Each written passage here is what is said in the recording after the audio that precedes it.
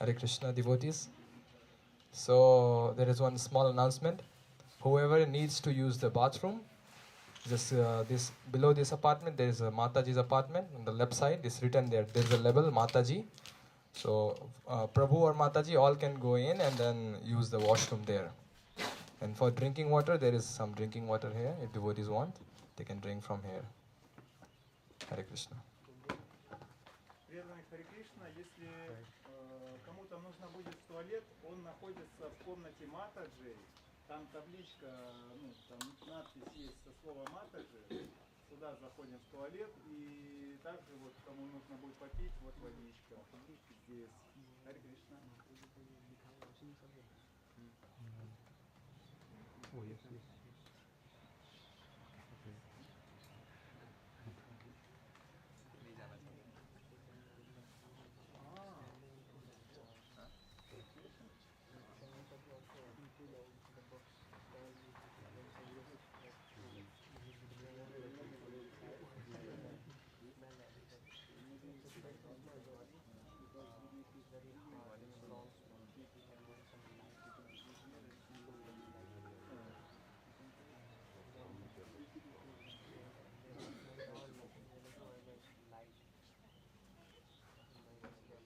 हरे कृष्णा. तो जिनको जिनको बाथरूम यूज़ करना है, माता जी प्रभु जो भी हैं, इस फ्लोर के नीचे, गुरुदेव के फ्लोर के नीचे माता जी का फ्लैट है, बाहर लिखा है माता जी, वहाँ आप लोग वॉशरूम यूज़ करने जा सकते हैं. हरे कृष्णा.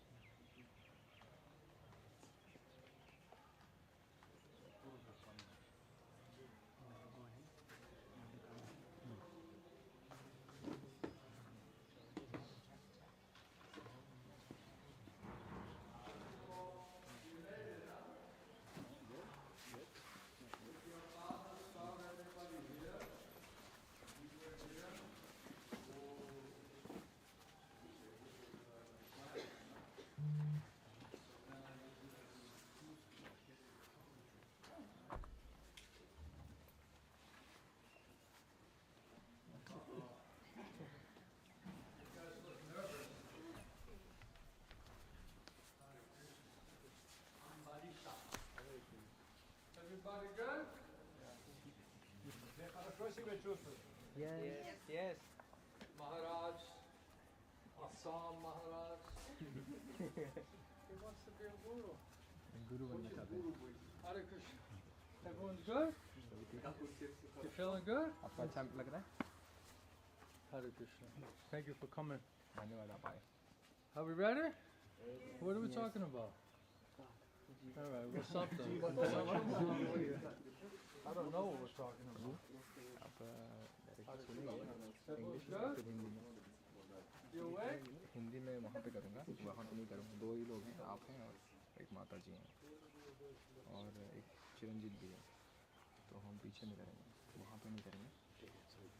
तो अगर आप वहाँ पे आएंगे तो वहाँ हम कुछ साथ में करेंगे. तो अगर आप जैसा आप बोलिए. डिस्टर्ब हो जाएंगे, तो आज हम आपका Sergey, brother? You feel more like a devotee? Yes.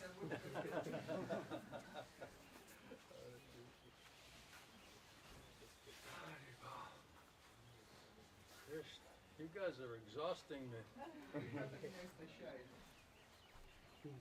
You're not so simple. Who's going to translate for him? How's he going to understand?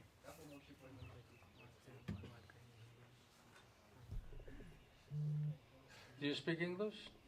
Yeah. Hare Krishna.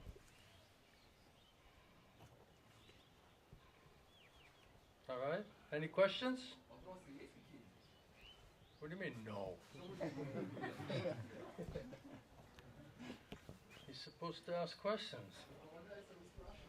Did I discourage you? So many questions. There's so many questions we're not even conscious of them yet. That will come. So, I need a lot of mercy today. You look like you're all bringing a lot of luggage today. We need some extra special mercy, potency, right? Did you know your mind and activities and desires and plans, you've been carrying that since time immemorial? Didn't you just think that was like a recent thing you picked up? Like maybe in this life? So time immemorial, the same information is moving with us and attacking us, testing us. And the test gets harder and harder and harder as you go. You're not going to get third grade test when you're supposed to be graduating high school. So we better build up, get strength, faith, knowledge, weapon, Guru Sadhu Shastra. And the tests get more and more subtle as you go, even imperceptible. You don't even know what's happening, all you know there's some change in the consciousness. And you're thinking, oh no, I'm fine, but actually not fine. Then how did we get to this stage, this state? We're supposed to be scientists. Are you a mathematician? Huh? Is everything supposed to be scientific? On mental, emotional platform, bodily platform, it's not scientific. It's whatever Maya says the science is that day. Right? So every day it's changing. The science that you thought you were using yesterday isn't the same as it is today. That's why we're in a different mood, different state of consciousness, different set of problems. As soon as we wake up, immediately the mind says, we got problems. Right? We're like, oh really? What are those? So we dutifully report into the mind first thing in the morning. What am I supposed to worry about today? What are the doubts I'm fighting today? What are the desires I'm supposed to be trying to overcome today? It's a set of tests and desires every single day. But it says no matter who you are, no matter which platform you're on, no matter what test you might have, the solution is always exactly the same. That's what makes it, especially in Kali Yuga, that's what makes it very, very simple. We can get caught up in all the complexities of life, perplexities of life, and become bewildered by that. Or we can just try to, absorb ourselves in the solution. So no matter what is the problem, young or old, rich or poor, educated, not educated, pious, impious, qualified, not qualified, man, woman, this country, that country, solution always the same. What's the solution?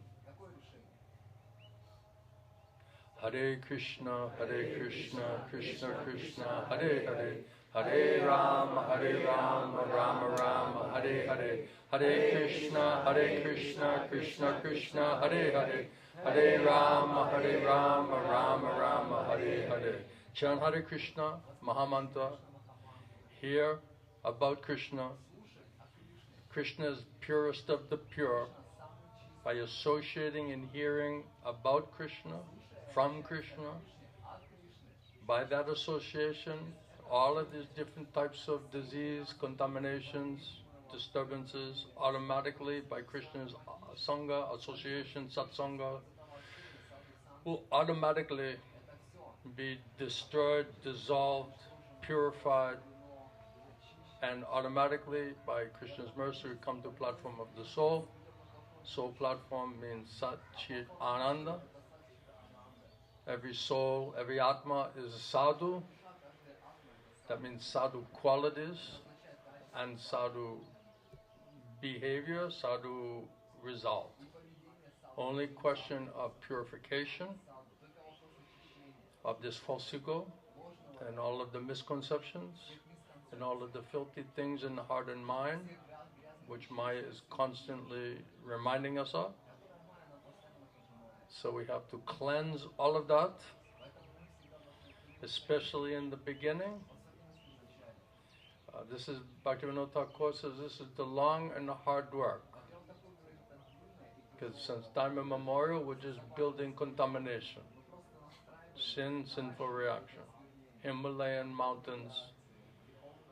Now we're deciding, oh, we have to clean it up. And then we're like, what's taking so long? Right? We're not even wholeheartedly involved in it. We're doubting almost everything. We're speculating. We're faithless. We're doing something. And then we're saying, what's taking so long? This process is not working. Does Krishna hear my prayers? Does this process work? Why is it still so disturbed, so diseased? Why it's not going away? If Krishna is purest of the pure, why he's not just purifying it? Because very deep-rooted, like anchors in the mud with strong, thick ropes. So we're rowing the boat. The human body is like a boat. And we have the anchors and the ropes in the mud.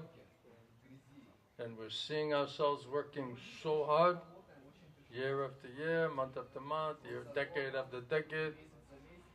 The boat's hardly moving. So naturally, we're exhausted. We're sweated out. No doubt we're working hard, but maybe we're not working smart, because results were still more or less in the same place, like a stuck. So we should understand how deep is the problem, how long-standing is the problem, and how tricky is that problem. How complicated is it, especially in this Kali Yuga? And then mostly we're thinking we can understand and solve everything. So we're artificially, superficially, yes, Krishna, everything depends on you. We offer the quick prayer from the lips, from the mental platform, and then we busy ourselves the whole rest of the day managing our own life, calling ourselves devotees, listening to own mind, mental speculation, all asat sangha. And then we're believing that we're doing the process of purification, and then we're chanting Nama Aparad, Seva Aparad, Guru Aparad, Vaishnava Aparad. And then we're like, why is this not working? Why the boat is not moving? So, what was that saying that Prabhupada said today, Devaki, on the wall we saw at the temple? Are we growing in our spiritual life? Yes, Prabhupada saying on the kind of advertisement, you should ask yourself, are you growing in your spiritual life? Are you advancing in your spiritual life? So if we're asking that question, that means we also have to be able to analyze whether it's true. So the standard from Krishna, Krishna's devotees, their instructions, their qualities, behavior, symptoms, they're setting what is the standard, what is the expectation, and we're supposed to be measuring ourselves in a most honest, objective way possible. And we should be humbled out by that measurement, by that analysis, scientific conclusion. We should be humbled out, and we should measure and say, okay, what's expected of us and where we are is completely like heaven and hell. We're assuming way too much, like we've understood and achieved so much, and in many ways we didn't even really start. Adam, get over here.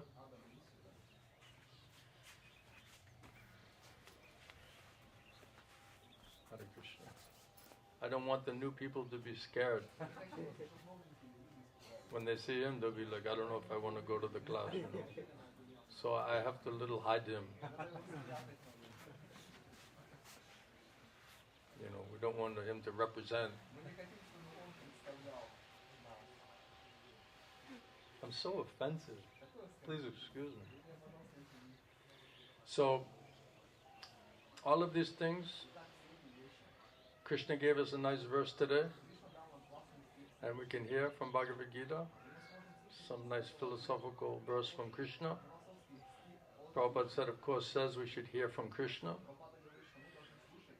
and the Shastra, Guru Sadhu Shastra, that perfect knowledge from perfect source, that is Sat, perfect knowledge, perfect source, eternally, and everything else but these words is Asat. So if we want to become Sat, we have to associate with, which means hear from Sat.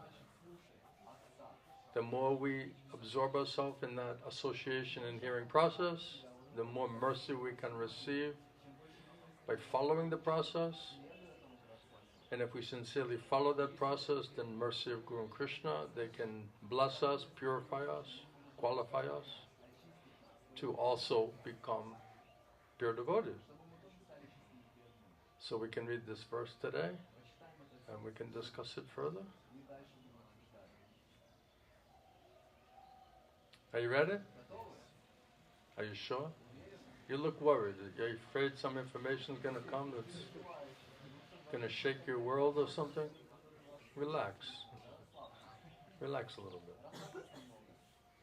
Just Krishna. Whatever question we have, whatever doubt we have, Krishna will automatically answer it.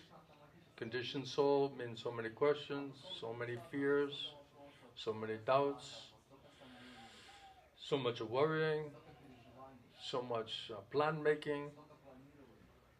contingency plans upon contingency plans, just in case the contingency plan doesn't work.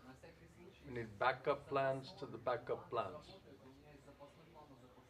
So we're involved in a lot of backup plans. There's that story when devotee went to see Gorkishore Das Babaji Maharaj for instruction. Then the Maharaj said, did you come on a one-way ticket or you got return ticket? And I think they had a return ticket. Did he say tear it up? He's saying tear it up. He didn't tear his up. But he's telling everyone else you should tear it up. He's got that thing under lock and key, just in case he has to bail out of here. Right? So one-way ticket.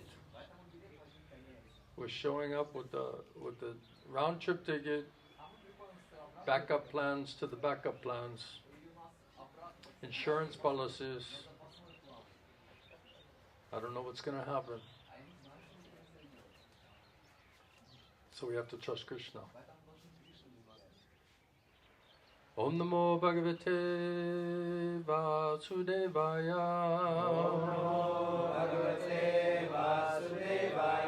Om Namo Bhagavate Vasudevaya.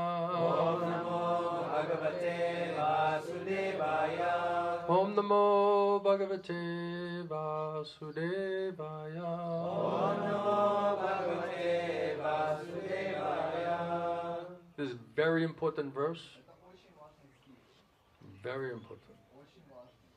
This is 7th chapter, knowledge of the absolute truth. Text number 1. Please repeat. Shri Bhagavan Uvacha Mayi Asaktamana Partha Yogam Yunjan Madashraya Asamshayam Samagram Mam Yata Gyasyasi Tat Shrinu Shri Bhagavan Uvacha Maya Sakta Manapartha Yogam Yunjan Madashraya Asamshayam Samagramam Yata Gyasyasi Tachrinu Shri Bhagavan Uvacha. The Supreme Lord said, Mai, to me, Asaktamana, mind attached, mind attached, Partha, O son of Prita, Yogam, self-realization, Yunjan, practicing, Madashraya, in consciousness of me, Krishna consciousness, Asamshayam, without doubt, Samagram, completely, Mam, me, Yata, how, Gyasyasi, you can know, Tat, that, Shrinu, try to hear. Translation and purport by Srila Prabhupada. The Supreme Personality of Godhead, Bhagavan, said to Arjuna, now hear from me, O son of Prita, how by practicing yoga in full consciousness of me, with your mind attached to me, you can know me in full, free from all doubt. Please repeat. Supreme Personality of Godhead said, now hear from me, O son of Prita, how by practicing yoga, in full consciousness of me, with your mind attached to me, you can know me in full, Free from doubt. Free from doubt. Purport by Srila Prabhupada. In this 7th chapter of Bhagavad Gita, the nature of Krishna consciousness is fully described. Krishna is full in all opulences, and how he manifests such opulences is described here. So we were talking recently about all the different manifestations of Krishna's opulences and potencies. So also 4 kinds of fortunate people who become attached to Krishna, and 4 kinds of unfortunate people who never take to Krishna are also described in this chapter. In the first 6 chapters of the Bhagavad Gita, the living entity has been described as non-material, spirit soul, capable of elevating himself to self-realization by different types of yogas. Of course, Prabhupada says the only thing we can do, a soul can do, is desire. So if we desire to elevate ourselves and purify our consciousness to self-realization, then by the mercy of Guru and Krishna, by their mercy and their potency, we'll be able to achieve that spiritual desire. Otherwise, if you just read it, it says the spiritual soul, non-material spirit soul, he's capable of elevating himself. So Prabhupada says we cannot even purify ourselves. What to speak of elevating ourselves?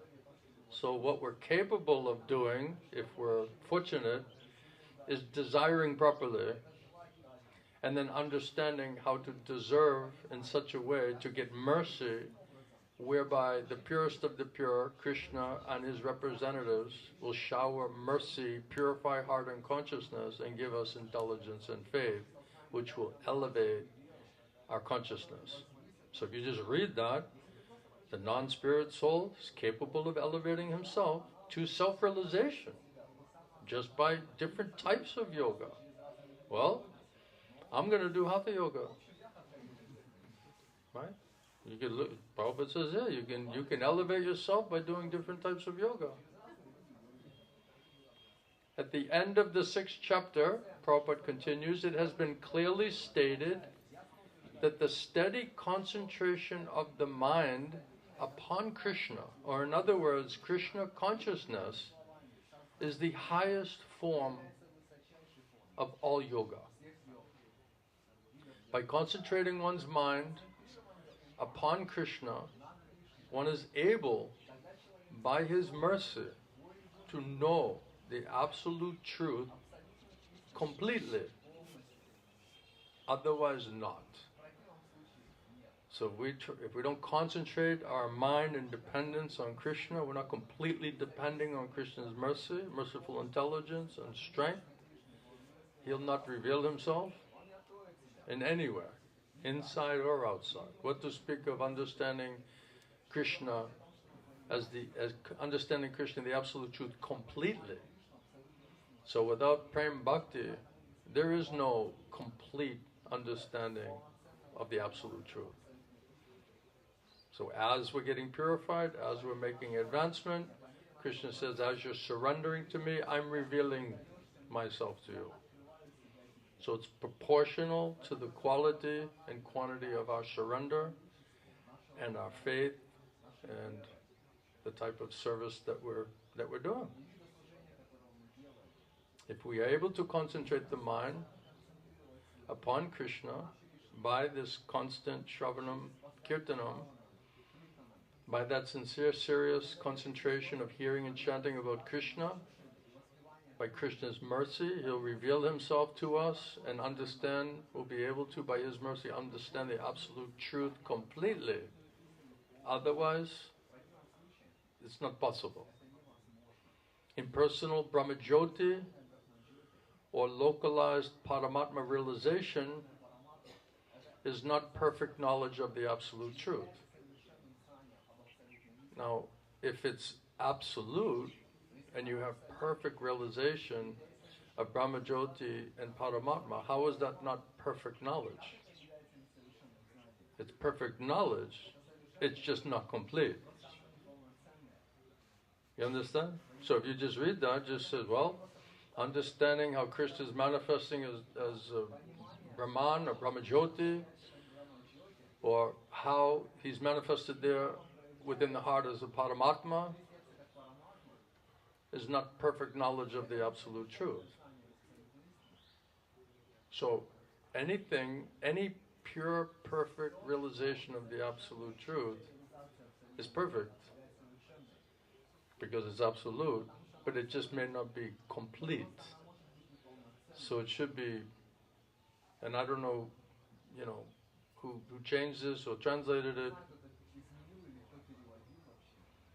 because many times you read what Prabhupada is saying, and even in this purport, Prabhupada again is saying, presenting it in a different way.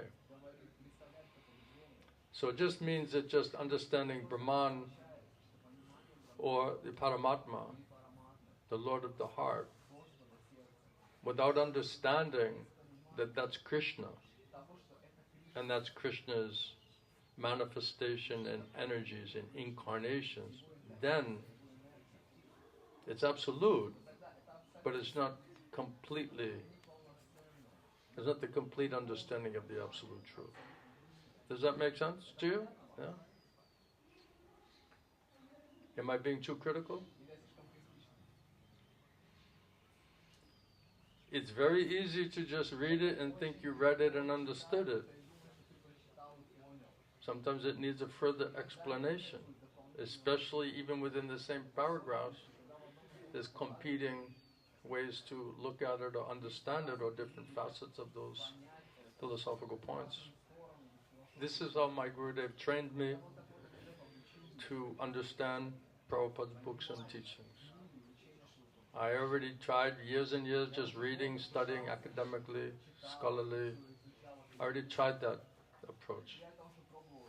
And I thought I understood whatever I thought I understood. If we're trying to be sincere, even though our process is imperfect, that sincerity will get us mercy from Krishna and Prabhupada and Krishna's representative, whereby we can hear and learn it in a real way. So there's no loss. It's not saying that the any attempt to read or study or pray is not sincere or serious. The point is that if it really is, but we might be doing it or understanding it in an imperfect way in our beginning understanding of the process and the philosophy, then anyway Krishna will rectify it by giving us right association so that we can hear and understand and learn it more properly and more completely.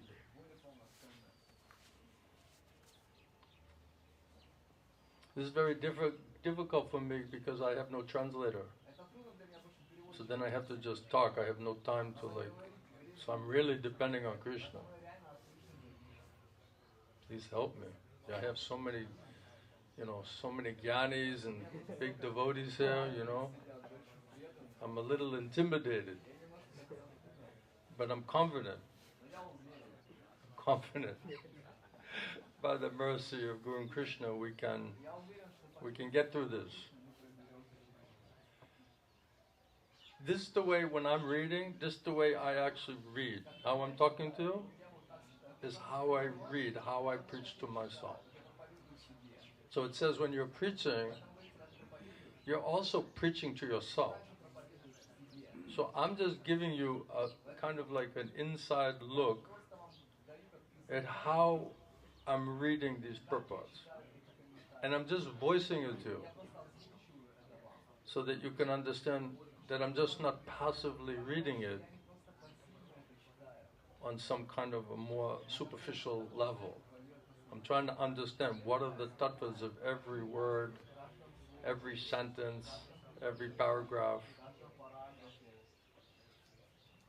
and why Prabhupada is choosing those specific points on that particular translation, because he's emphasizing the most critical, important aspects that we should try to understand within that presentation, Krishna's presentation.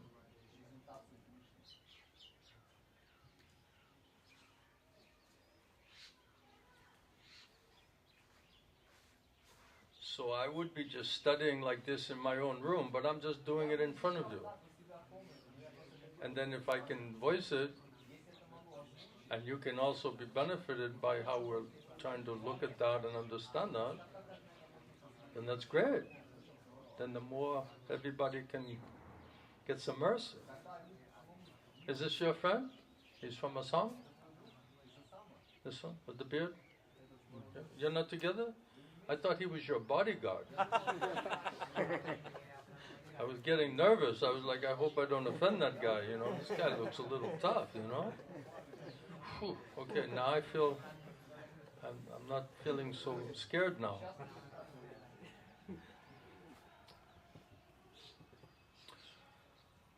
Okay, so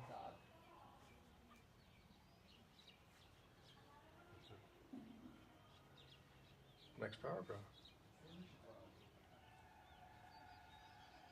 And then you know what's really nice when you listen to something apparently and then absolutely, then you can actually read it either way. Mostly until you hear absolute presentation, Tattva Vichar, all we're reading is from a Parvichar platform.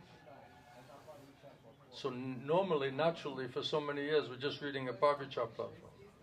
Then when you hear Tattva Vichar platform, the same exact purport, it almost appears to be some other different presentation. And it is, because it's presentation of the absolute truth versus an apparent understanding of it from a materialistic point of view. So when we get Tattva Vichar, we can understand both. If you're just a Parvichar, that's all you can see. So this is understanding according to the adhikar of the reader, of the person who's seeking that knowledge. They'll either get an Parvichar apparent conception or apparent consideration, or if they get special mercy by the mercy of Krishna, Guru Sadhu Shastra, then you can get Tattva Vichar, means an absolute consideration. So I try to point out both so you can see how that our reading and understanding may not necessarily have been on an absolute perspective or consideration. Because here Prabhupada is saying that the full and scientific knowledge is Krishna.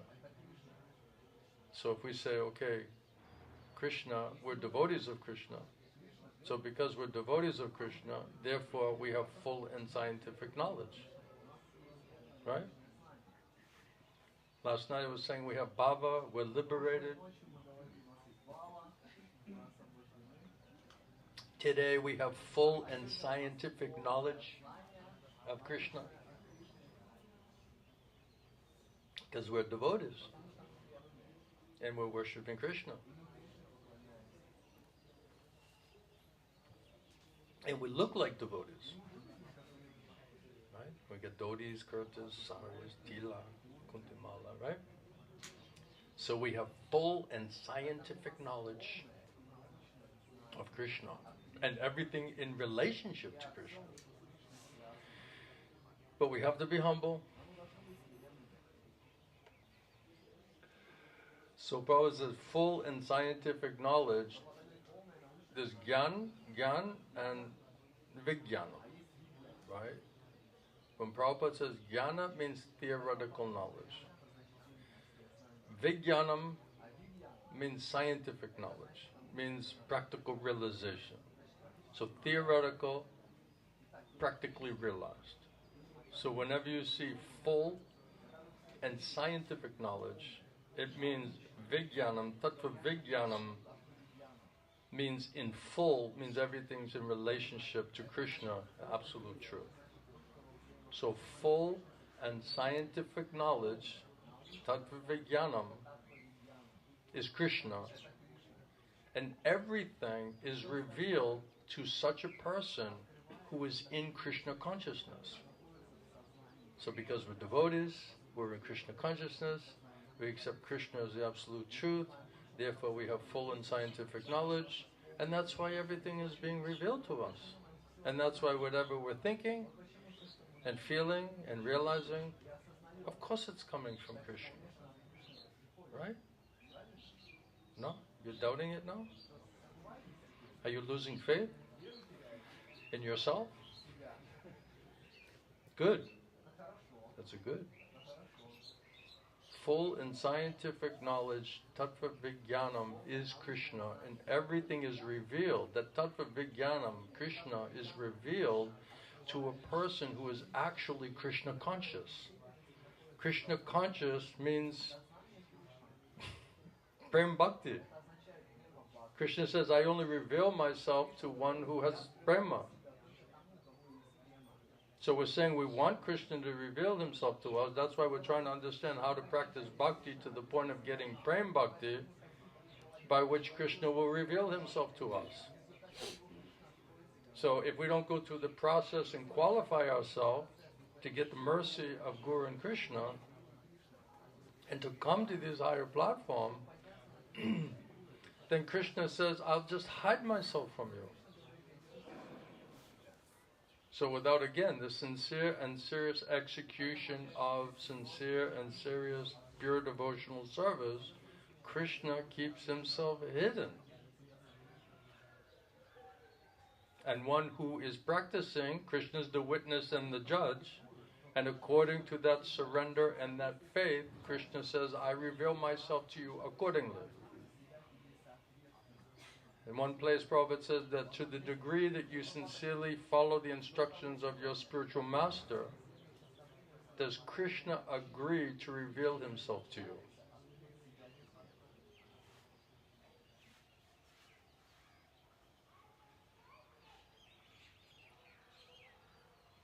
In complete Krishna consciousness, that means Tattva Vijnanam,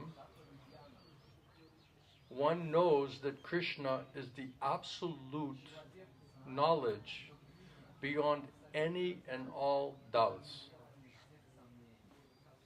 That means no doubts. Without Krishna's mercy, how are all of the doubts and all of the weakness and all of the misconceptions, how was all of that destroyed? Sanatan, welcome. Hare Krishna. I hope you have a good insurance policy. So Prabhupada says different types of yoga are only stepping stones on the path of Krishna consciousness. So if some gurus are putting you onto some other types of yoga, they're putting you onto stepping stones which will eventually get you to the path of Krishna consciousness. But one who takes directly to Krishna consciousness, automatically, by the mercy of Guru and Krishna, they know what is Brahmajyoti and Paramatma in full. By practice of Krishna consciousness yoga, one can know everything in full. Prabhupada says one who has a bona fide spiritual master, he's supposed to know everything. Because if you have, a purifier medium of Krishna, then Krishna is giving you intelligence internally through that guru, through the Shastra, that you're supposed to know everything. Everything you need to know will be revealed to you. One who has unflinching faith in Guru and Krishna, Yasha Devi Parabhaktya, then everything automatically is revealed. And because everything is not automatically revealed to us, then we think this is inconceivable, it's not possible, and nobody's on that platform. So because we're not on that platform, nobody's on that platform. Because we can't do it, we don't understand it, we're not that surrendered, nobody's that surrendered, nobody's on that platform, and nobody can receive that kind of faith or intelligence, according to our estimation, according to our measurements. So we're using ourselves as the measuring rod and saying, since we're not like that, we're not realizing like that, nobody is. And anybody who says they are, they're puffed up, they're arrogant, they're on a trip, they think there's something else, right? Maybe they're just being honest.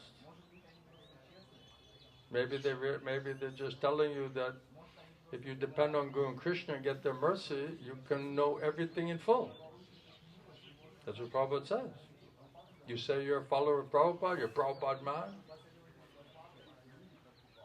One who directly takes to Krishna consciousness on the guidance of bona fide Guru automatically knows about Brahma Jyoti and Paramatma. A Parvichar,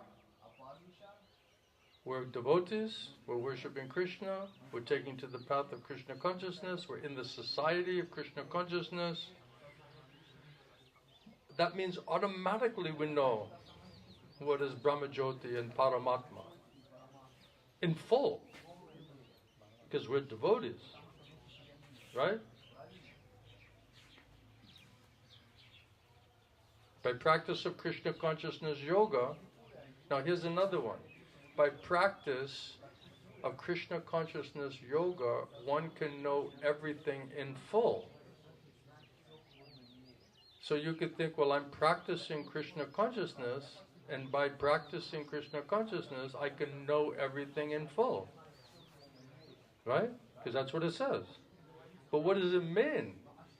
It means by practicing Krishna consciousness and gradually getting purified and qualifying ourselves enough to receive mercy of Guru and Krishna, by which we become Krishna conscious, then on that platform, Krishna will reveal himself, everything, Tattva Vijnanam, completely in full. But if you read it, it just says practice of Krishna consciousness. You can know, by that practice, you can know everything in full, namely the absolute truth. Tattva Vijnanam, the living entity, Jiva Tattva, the material nature, Maya Tattva, Isha Tattva, Maya Tattva, Jiva Tattva, and all of their manifestations, incarnations, and all of their paraphernalia. All of that is on Shuddha Sattva platform. It's on the transcendental platform. It's beyond the modes of material nature platform, topic. So just by practicing, not perfecting, not completing, so that means we're like in, following the instruction of the Guru, then you're trying to get to Anatta Nivritti, then that automatically that means you understand everything, the absolute truth, the living entity, the material nature, all the manifestations and all the paraphernalia in full. It says by practice of Krishna consciousness yoga. Well, so just by that practice you can know everything? Or does it mean by practicing and then reaching the conclusion of that practice, where you become transcendentally situated, Brahma Bhuta Prasanatma, means beyond Anatta Nivritti platform, then that's the seed of Prem Bhakti, is planted on, Krishna says that's the start of the pure devotional service platform. Pure devotional service platform starts at Brahma Bhuta Prasanatma. So, without prema, without at least the seed of prema, what to speak of full-blown prema, to that degree, Krishna reveals himself.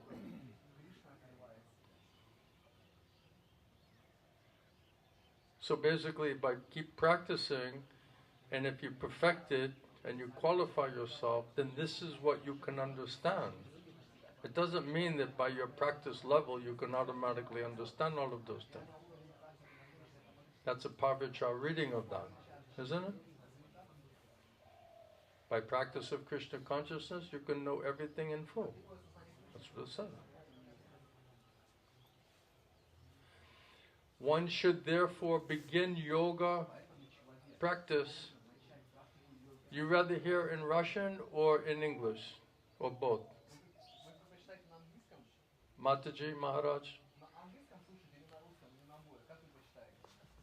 are you good there?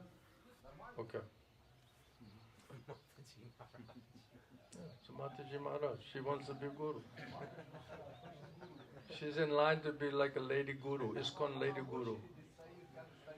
We're trying to like talk her out of it, you know. It's a big competition though, right? They're offering her to be a guru. I'm saying just try to become a dasi.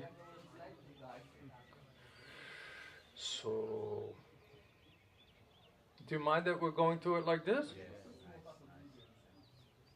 Otherwise, if I read all of it, then we're gonna go. I'm gonna end up going back doing the same thing, right? So we're taking it piecemeal, and we're gonna see how long we can go, how far we can go, how deep we can go, and how much hungry you are.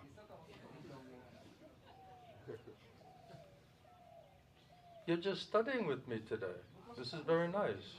You're like my study partners today.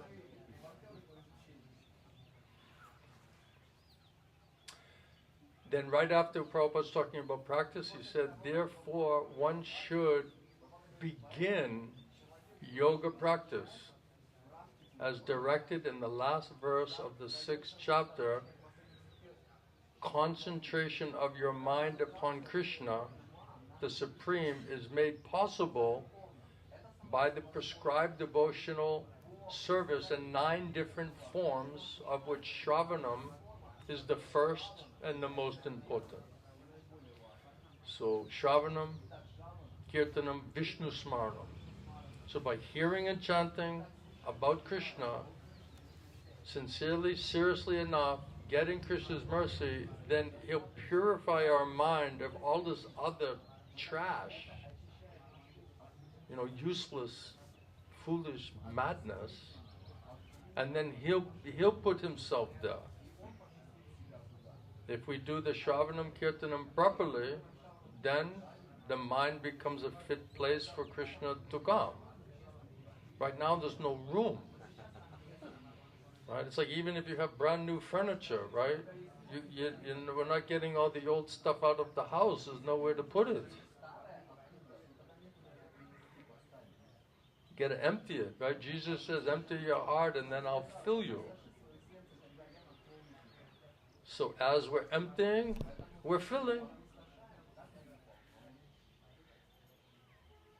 You could say, probably use the example of the inky milk, right? So you have some milk and it has some ink in it. And then you just keep pouring like pure milk into that cup, right? And eventually it just keeps blowing out, moving out, moving out. All the ink is coming out. You're putting more pure milk in there, right? And then eventually all the contamination, all the ink, everything goes out. So we're just trying to flood this contaminated mind by hearing and chanting about Krishna, so that by his association and mercy, all this other contamination, all of this unwanted poison and contamination and filth will just automatically go out. Krishna says, to show special mercy to my devotees who are dedicated to this hearing and chanting, then I destroy all of that tamogun, all of that material contamination. So that's why we always say sincerity, seriousness to hear and chant about Krishna is paramount.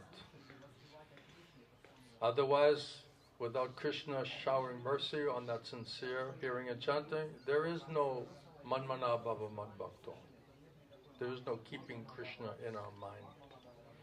Whatever else we're attached to, whatever we love, whatever we like, that's what we're going to be thinking about. That's what we're going to be calculating. That's what we're going to be planning for.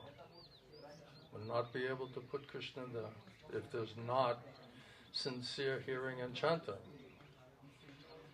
So if we say, of course, we're devotees, of course we want Krishna to be in our mind. Right? That's why we're here. But then why he's not coming in the mind? Because we're not allowing. And Krishna knows. He's not serious. They're just posing. Who wants to think they're just posing and pretending and cheating and not really serious? Who wants to be honest about that? Therefore the Lord says to Arjuna, touch Trinu, hear from me. No one can be a greater authority than Krishna. And therefore, by hearing from him, one receives the greatest opportunity to become a perfectly Krishna conscious person. So we have a surrendering problem. We're surrendering, but to Maya, to the mind. We're not surrendering to Krishna. We're not surrendering to Krishna's intelligence and senses. Then where we're surrendering, that's what we're hearing. So we're surrendering and hearing from Maya, instead of surrendering to Krishna and hearing from Krishna. So we're surrendering and we're hearing, definitely. But from who? Who are we considering our authority? So the greatest authority, Krishna says, no truth superior to me. We should hear from him. But if Krishna is on transcendental platform and we're on the material platform and we're serving and hearing from Maya, how are we going to hear Krishna? And then we're thinking we're devotees and we're surrendered and we're doing service and we're liberated and we're bhava and we have full knowledge and the scientific understanding. Therefore, whatever we think, that's Krishna. I feel it in my heart. I'm pounding my heart. That's coming from Krishna. But how we can hear from Krishna if we're on Tamagun, Rajagun, even Sattva gun, you can't hear from Krishna. Even Sattva gun is under modes of material nature on the bodily platform. The best you can do in Sattva gun is understand what is Brahman, the difference between Brahman and material energy. And Prabhupada said the other day that Brahman, Brahmajyoti, that's basically the living entity, and the material energy is Brahman. So there's no realization of Paramatma, Super Soul, Transcendental platform, even on Sattva Gun platform. So Vaishnava means Shuddha Sattva platform, fourth dimensional platform, Transcendental platform. But we're saying we're Vaishnavas. Devotee means a Vaishnava, right? But what is a real Vaishnava? Means Shuddha Sattva, Transcendental platform, Vasudeva platform. Unless we come to that platform, how can we hear Krishna? So by the mercy, if we want to hear Krishna, and we're eager and greedy to hear Krishna, then Krishna will send us bona fide guru. By the mercy of Krishna, one gets a bona fide guru. Then by the mercy of bona fide guru, he'll help us how to purify our heart and consciousness and understand how to qualify ourselves to be able to hear from Krishna. So Prabhupada says two combined mercy, Krishna and the Guru, Shri Guru. Paramatma is also Shri Guru, Chaitya Guru. So Chaitya Guru, there's Hari Guru, means Krishna. There's a Chaitya Guru, Krishna in the heart. Krishna says, I am that Paramatma, Super Soul. From me comes knowledge, intelligence, and remembrance.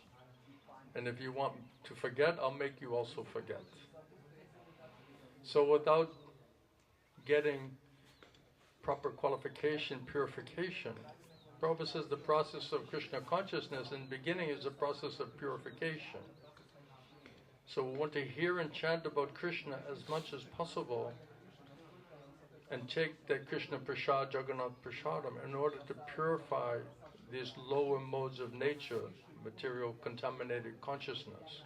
It's disease condition, polluted consciousness. That has to get cleaned up by association with Krishna and Krishna's pure devotees and the Srimad Bhagavatam, Bhagavad Gita. Those personalities were situated in the Shuddha Sattva, Vasudeva, transcendental platform. So if we don't associate with them and desire to associate with them and deserve to get their mercy, then how will we get free from this lower modes of material nature? And without coming to the platform, transcendental platform, how will we actually be able to hear Krishna? Does that make sense? But everybody thinks they're hearing Krishna, right? We're devotees, we have bhava, we accept that He's the absolute truth, we've dedicated our life, we're doing seva. So because of all of that, whatever we're thinking and feeling, that's coming from Krishna. We're hearing from Krishna.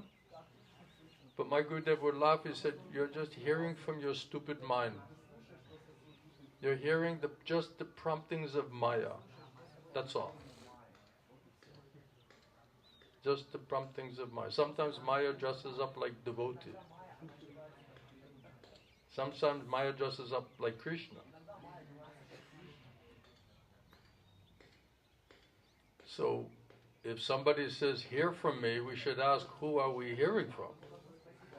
Right? Hear from me, listen to me. Who's that? Is that Krishna? Or is that Maya? Who are we surrendering to? Who are we hearing to? Who are we hearing from? Krishna Prabhupada says, the Lord therefore says, Arjuna, to Arjuna, touch Trinu, hear from me. No one can be a greater authority than Krishna. And therefore, by hearing from him, from Krishna, by his mercy, one receives the greatest opportunity to become a perfectly Krishna conscious person. So if we desire to hear from Krishna, then Krishna, as the Lord of the heart, Chaitya Guru, he'll understand, oh, this soul wants to hear from me, he's praying to me, he's crying to me, he needs my help, he needs my direction, he needs my instruction. Krishna knows.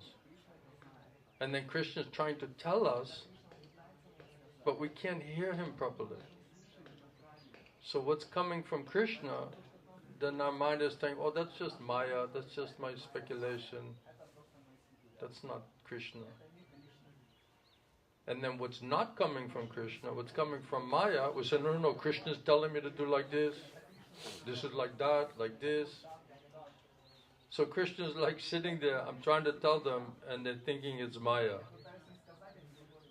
And then when I'm not saying anything to them, they're thinking that's me, that's Krishna. So they want help, they're praying, crying to me for help, but they can't hear me. And Krishna knows that.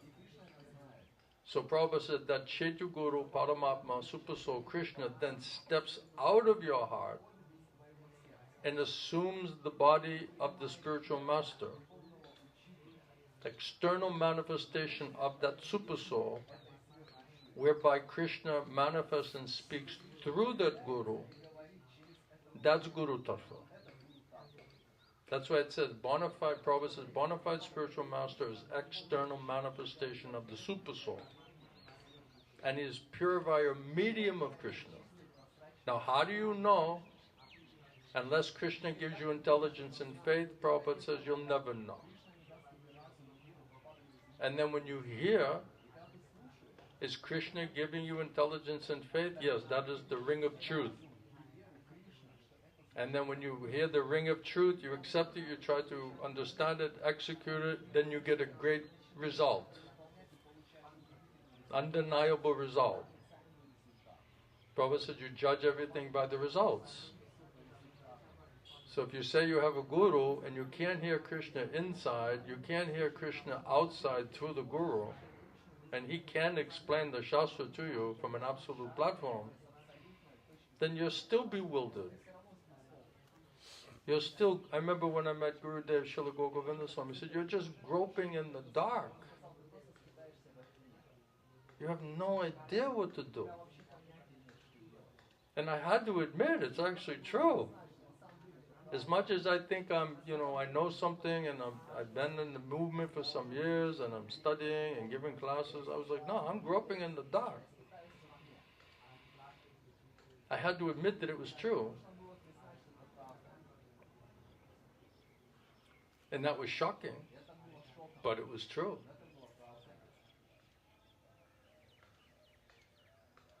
And Prabhupada says the same thing. Conditioned soul, 99%, all they know is their body and their mind and bodily platform. Maya is controlling that bodily platform. So they don't know what to do and what not to do. So we have to ask ourselves, do we know what to do, what not to do? Are we free from doubts? Are we groping in the dark? Do we feel, honestly, shelter and protection? Do we feel mercy? Merciful shelter and protection from Krishna, from Guru? We have to ask ourselves all of that. And if not, then why? Why is that? That means you have to investigate. You have to understand it scientifically, according to Guru Sadhu and Shastra. Why is it like this? How am I in this position? How do I change this position or condition? If you're not satisfied, you'll look to do that. If you feel satisfied, then you'll be like, okay, I'm fine, I'm nice, I'm satisfied. Okay, then just stay there. No problem. Are we doing all right? We're reading Prabhupada's books. Prabhupada said in the mission statement of what is Krishna conscious society, right? Every company, they all have mission statement. And Prabhupada said the mission statement of the International Society for Krishna Consciousness is create a place where sincere souls come together to hear and chant about Krishna, to learn how to do devotional service and become real devotee of Radha and Krishna. That's the mission statement of ISKCON. Welcome to ISKCON. Welcome back. My Gurudev used to say, when you first came to Krishna consciousness, you were crying for Krishna. You were very simple. You say, oh Krishna, oh please help me, oh God, please help me. Please let me serve you. I want to surrender, I want to serve you, I want to learn about bhakti, about devotional service. Then we came to the temple. We're very simple. And then what happened to all of our simplicity? We're like child simplicity when we came. Why you came here? Oh, I want to know about God. I want to surrender to God. I want to surrender my life to Krishna. Then you join the institution, and then we all become, senior devotees, complicated devotees. Now we're mature, complicated devotees instead of simple, pure-hearted devotees. So that's advancement. What is that association? Then we're becoming more contaminated, more complicated, less simple, less pure-hearted. What is that association? That we are hearing. Prabhupada said association means hear. Who you're hearing from. So we have to see, okay, what results are we getting? Oh, I was very simple. I was crying for Krishna. Now I'm complicated.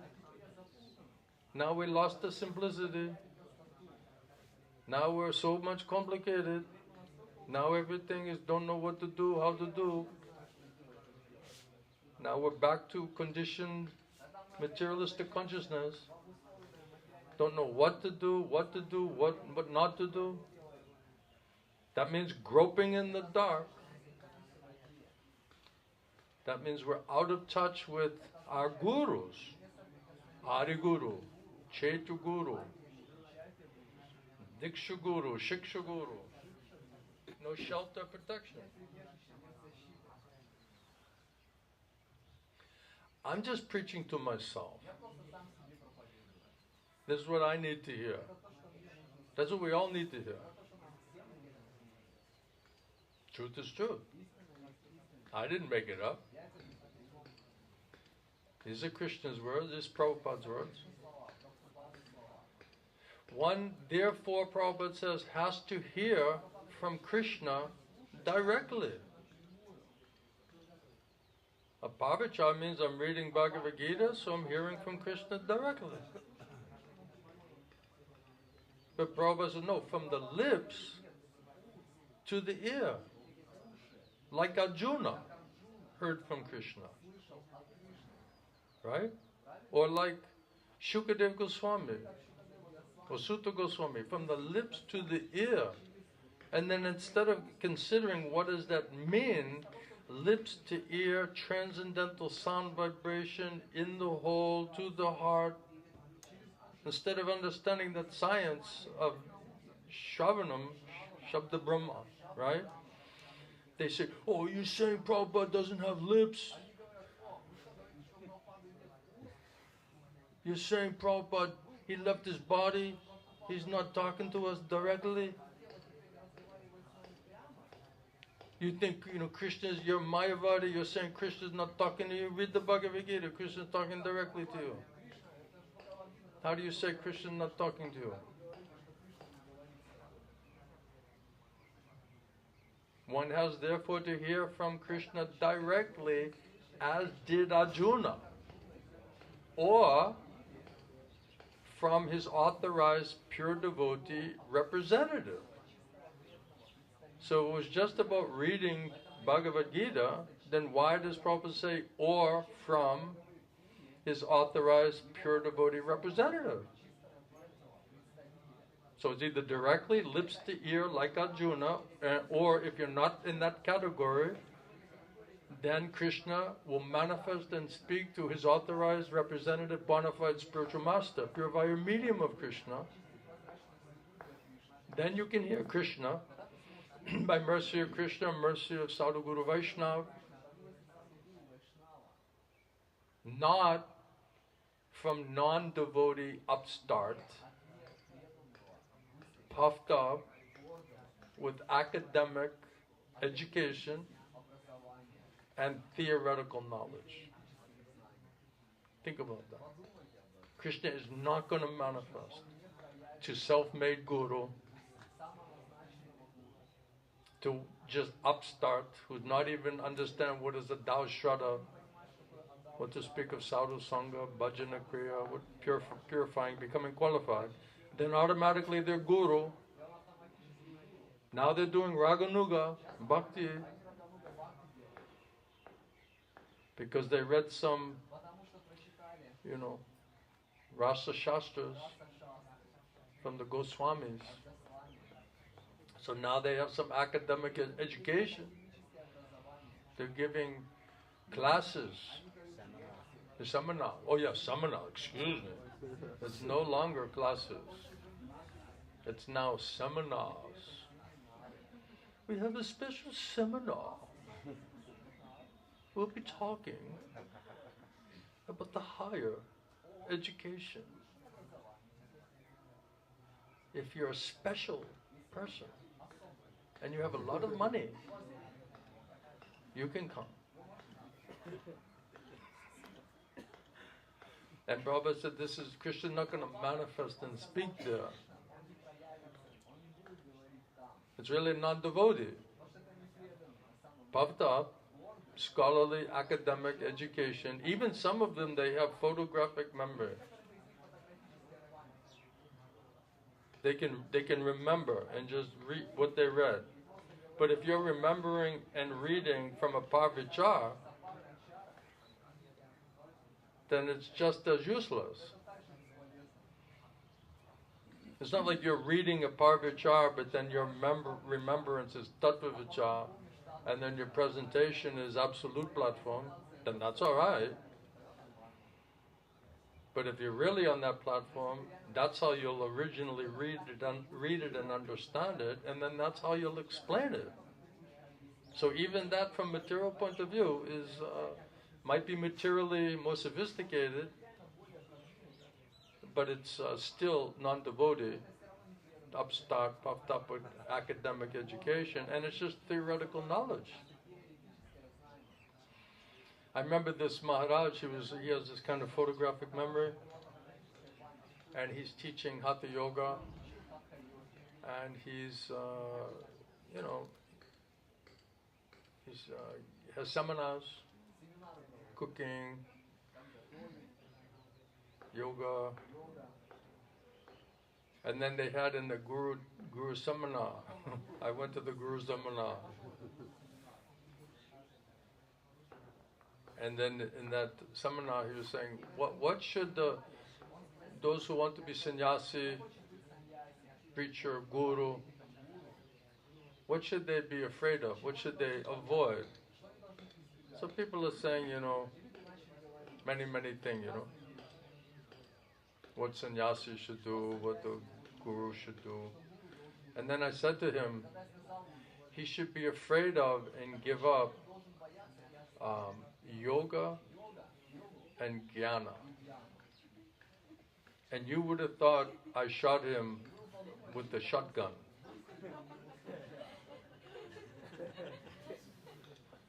Like,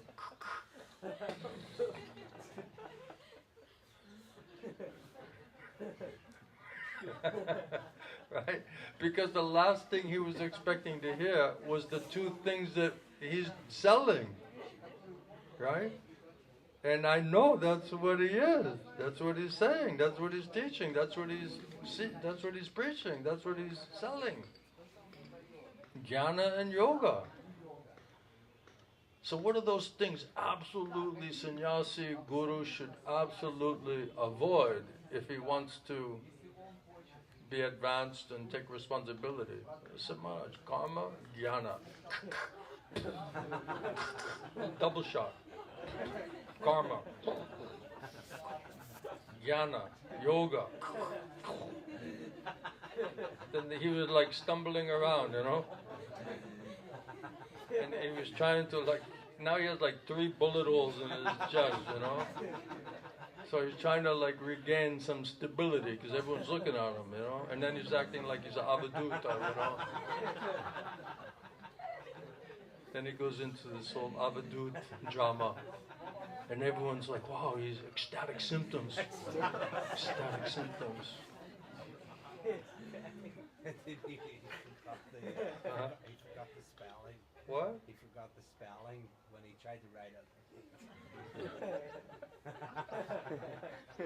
He's part of the peanut gallery. The cheap seats.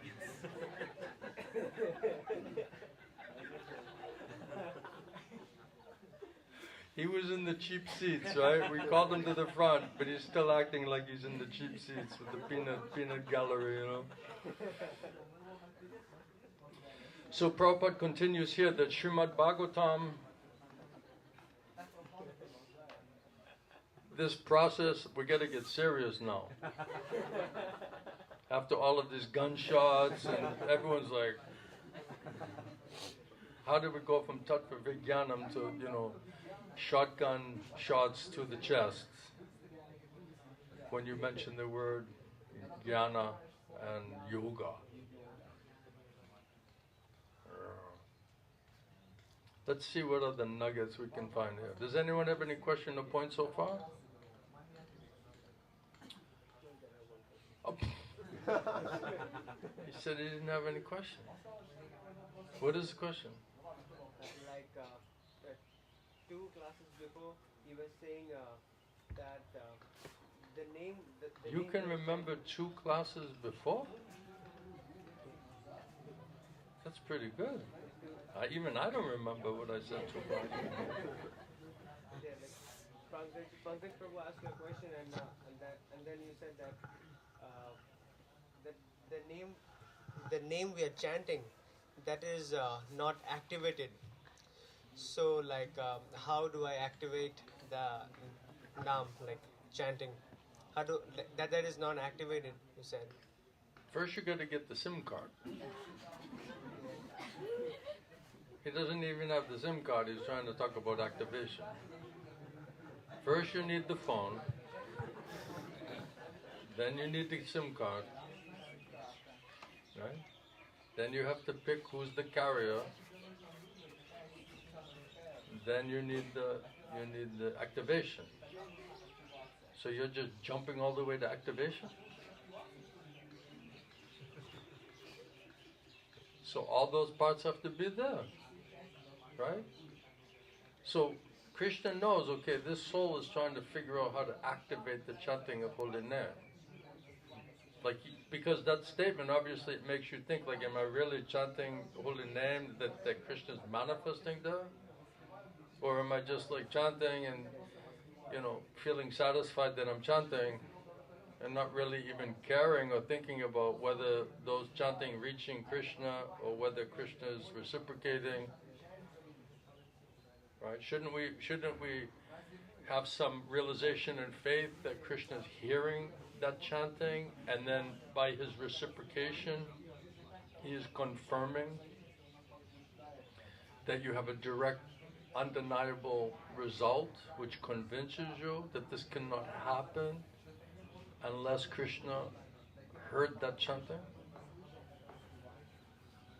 And without bona fide guru, without being initiated, it says in Shastra, in the bona fide authorized sampradaya, in the parampara, right, disciplic succession, that's the only place you can get activation. Sometimes if it's a really good company, they'll tell you which phone to get, right, which carrier to use, which updated SIM you should get, what's the best plan,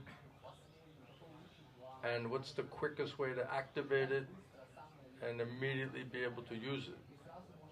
That's the best company. Because then they're giving you everything, right? From the phone, to the card, to the power, to the connection, to the activation, to the results.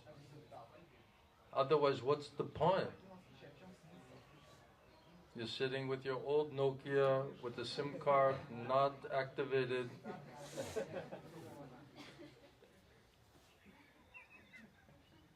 With no minutes of data. Even you can make a couple calls, but it's basically, to the guy calling the rickshaw wala, Okay, you made the call, it hit the rickshaw wala, he's going to pick you up. And then you run out of the power, you run out of the minutes, there's no data. Okay, you got a phone, you get a SIM card, you got activation, you got a connection. Now, are you happy with the results? And if you're like, yes, my only goal was to reach the rickshaw wala, then everything is fine. Then you should be satisfied. If you have a bigger goal, then some part of your package is not sufficient. Then we have to investigate what is our goal, what is required, what is the hardware, what is the software, what is the power, what is the energy, what is the activation, what is the process, what is the result. It's scientific. This is just beyond subtle. scientific.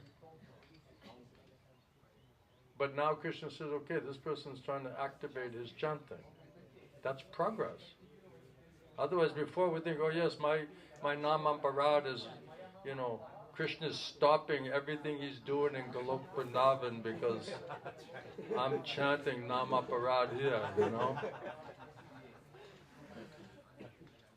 Right? He's like on the bullock cart with the cowherd boys, and he's like stop, Someone's chanting Namaparad.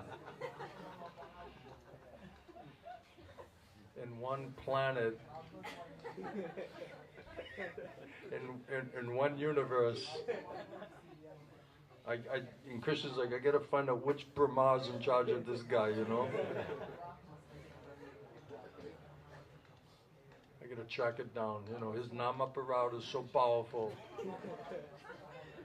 Everyone's like stopped in the spiritual world, like you've literally put in pause everything that's going on the transcendental platform, because we're just happily chanting Namaparad, and then wondering when we're going to get married and how we're going to make money. And what else are we worrying about? Power, position. Oh, power, position. Yeah. Because then if you're married, you got money, right? Then naturally you got to show it off. So you need some power, position. Right? Keep everybody impressed.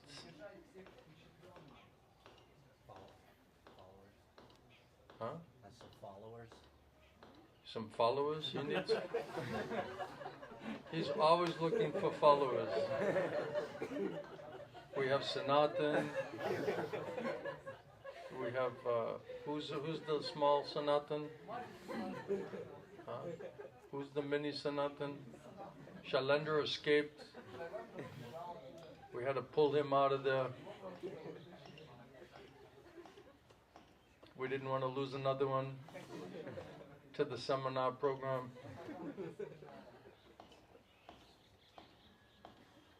So does that answer? Any other points or question? Yeah? How do I understand? You can understand. So, how will the Guru show me that where I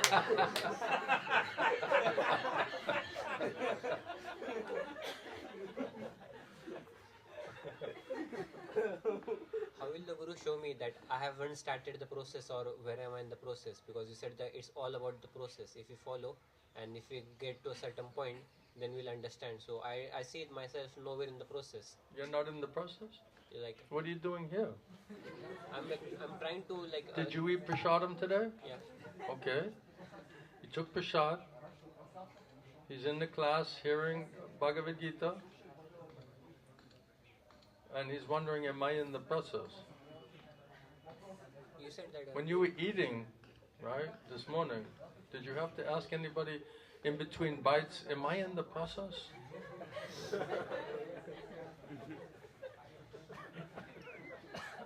Yes, I think you're in the process. When he was asking for more sweet rice, was he in the process?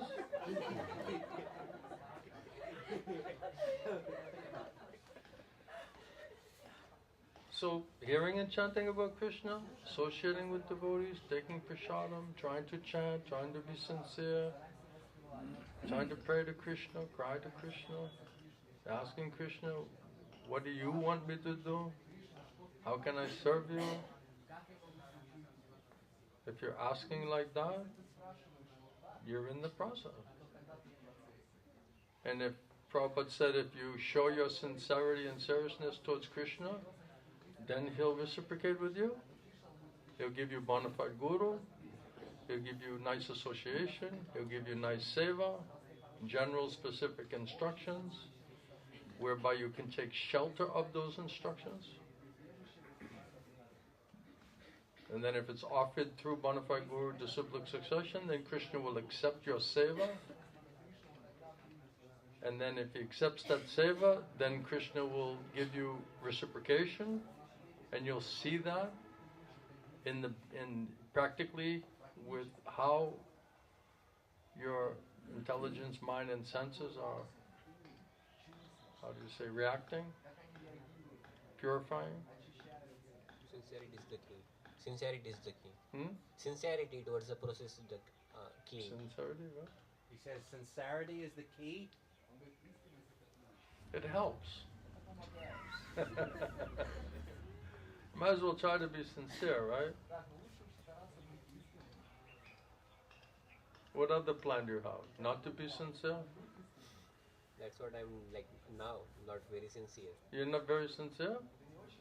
Is that why you have one foot in the Dham and one foot in Pune?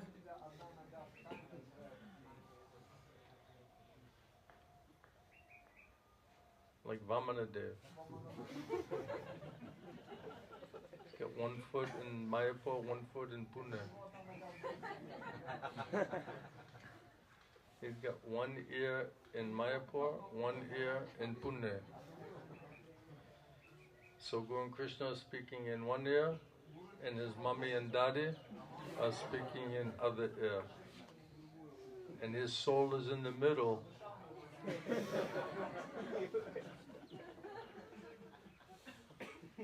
Krishna, Maya, Krishna, Maya, Krishna, Maya. This is Kurukshetra, Baba. This is the test. That's how Krishna is using Maya to test us. What are you? What do you want to be? What are you going to do? What quality of life will you live? What is your goal? What are your goals? What do you consider success in your life? Prabhupada many times he said, try to improve yourself. So every day we should be thinking, try to improve ourselves. Dedicate, rededicate, every day. Constantly. Not, I'm already devotee, I'm already chanting, I'm already doing seva. Then we become self-complacent. We think, okay, I already did everything. And nothing really left to do. Then we get stuck. And then when you're stuck, then you go to some other devotee, said, oh, you're stuck. You need the bridge preaching program. Then you can start moving from your stuckness. So this is the test. What do you really want? You want to please mommy and daddy? Or you want to please Guru Krishna? Guru Krishna. Guru Krishna. He's telling me what he thinks I want to hear. I'm saying you have to internalize that. It's not something, oh, Guru Krishna. Right? This is the battle for your soul. That's why I said it's a Kurukshetra. You can't just sentimentally, theoretically say, of course, Guru Krishna. It's not so cheap. It's long-standing, deep-rooted attachments. It's not like some... There's heavy ropes, heavy anchors in the mud. So it's not just you just say a few words, make some adjustment, mental adjustment, intellectual adjustment. That's not going to work. It's much more deep-rooted than that. So we have to realize that. We're not understanding even what we're dealing with. What to speak of how to get out of it. I'm fine. I'm not dealing with much. I already did everything, more or less. We didn't even wake up yet to the reality of the situation. We were talking to Prabhu today that when we have a sentimental, theoretical understanding and faith, as long as we're not tested, we'll go on thinking that that's absolute and that is absolutely realized. When we're put into heavy tests, where everything is shaking, then we understand what is our foundation. Is that foundation rooted in really spiritual intelligence and faith on soul platform? Or is it just some theoretical, sentimental, artificial, Prabhupada said yesterday, superficial? So the sentimental platform, emotional, mental platform, this is not the real platform. So when we're tested, then you realize, wow, how strong is our spiritual intelligence and faith? And everything's shaken now. Then you realize, wow, I thought all of that was real, I thought all of that was solid, developed, but some little, or even some big test, then we're like, wow, what's really going on here?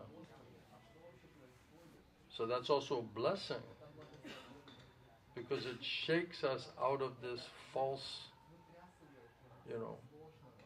reality. It's not reality, not real.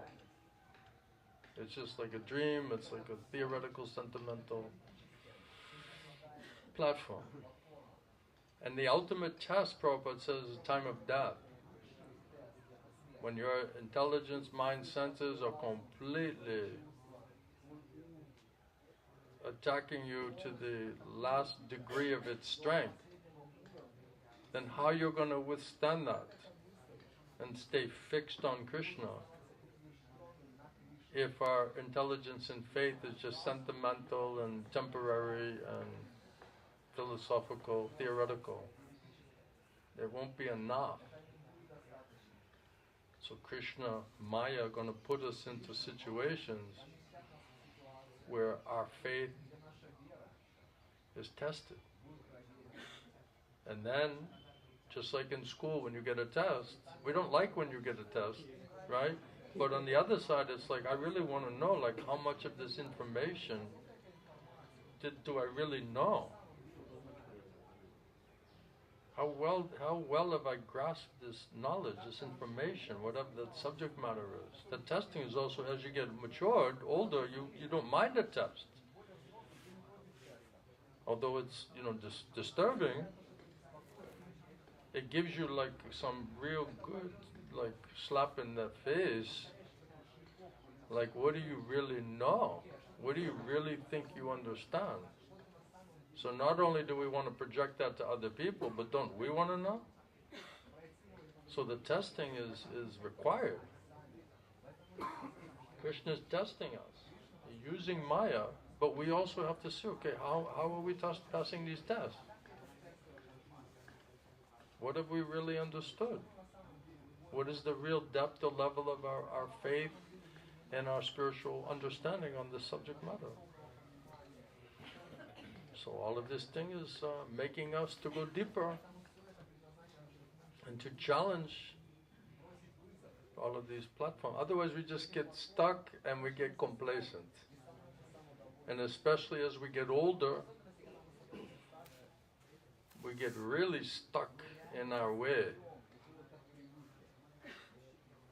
This is the way we've always done it. This is the way we've always thought about it. So it's very difficult to change the older we get, because we just get more and more and more just stuck. So that means we need constant challenge. Krishna's constantly not letting us stay stuck in one spot. Constantly pushing us, stretching us, challenging us, making us uncomfortable. And we want easygoing life, manageable life, happy life, predictable life, right? And that's what we're fighting against. And because we can't control that, we become very disturbed. That's why Krishna always keeps his devotees like in trouble. Right? Even they get some money, Krishna takes their money. They get a job, he takes their job. You get some health, he takes your health. You get some good friends, they become your enemies. Right? It's like anything that you think you can stand on and depend on and find some kind of shelter and protection on, Krishna just takes it, crashes it, changes it, stretches it, destroys it, removes it, puts something else there. So we're like constantly just trying to keep up with it. And then we don't like it because we want it, look, I'm getting old. I just want to just relax. I just want everything to be like settled and steady, and we want that naturally, spiritually, but we're trying to do it materially. When we can't do it materially, then we're forced to try to do it spiritually. Because that's a natural that we want to be peaceful, satisfied, comfortable, protected, sheltered. We're just trying to do it materially instead of spiritually. That's why Prabhupada said you want to be happy, but you're trying to do it materially, not spiritually. So we don't like it. When everything going according to our plan, then we're fine. As soon as the universe doesn't line up and cooperate with us, we get uptight. Angry, disturbed, we start throwing the pots and the pans, the tools, the paintbrushes, whatever you're doing. The cookies, he's throwing cookies. I bet you there's cookie dough all over the walls in his kitchen. How much you want to bet? Food fights. They have food fights.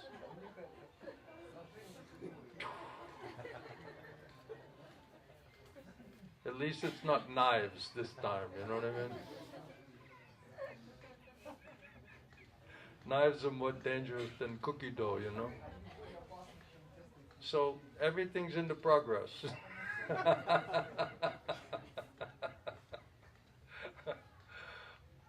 Any other thing? Yes, sir? Yes, young man? We have this, he's a Jnani in training.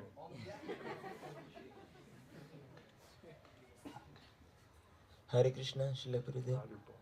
So my question is, like all the previous Acharya, they are disappeared now. They disappear? To your vision? Yes, yes. Yes, sir. So when we get purified, is there any chance to meet them? Like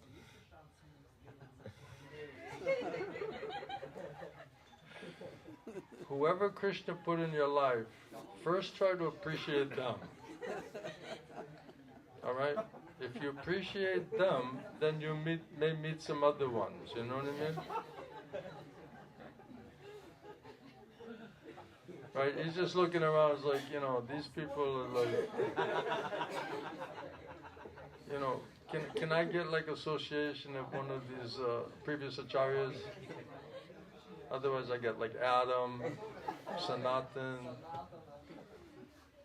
Maharaj, Assam Maharaj. Huh?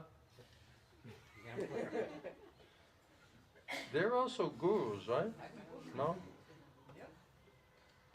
It's good that we always want to have the best possible association that's available. Because we need it now. We need present manifestation.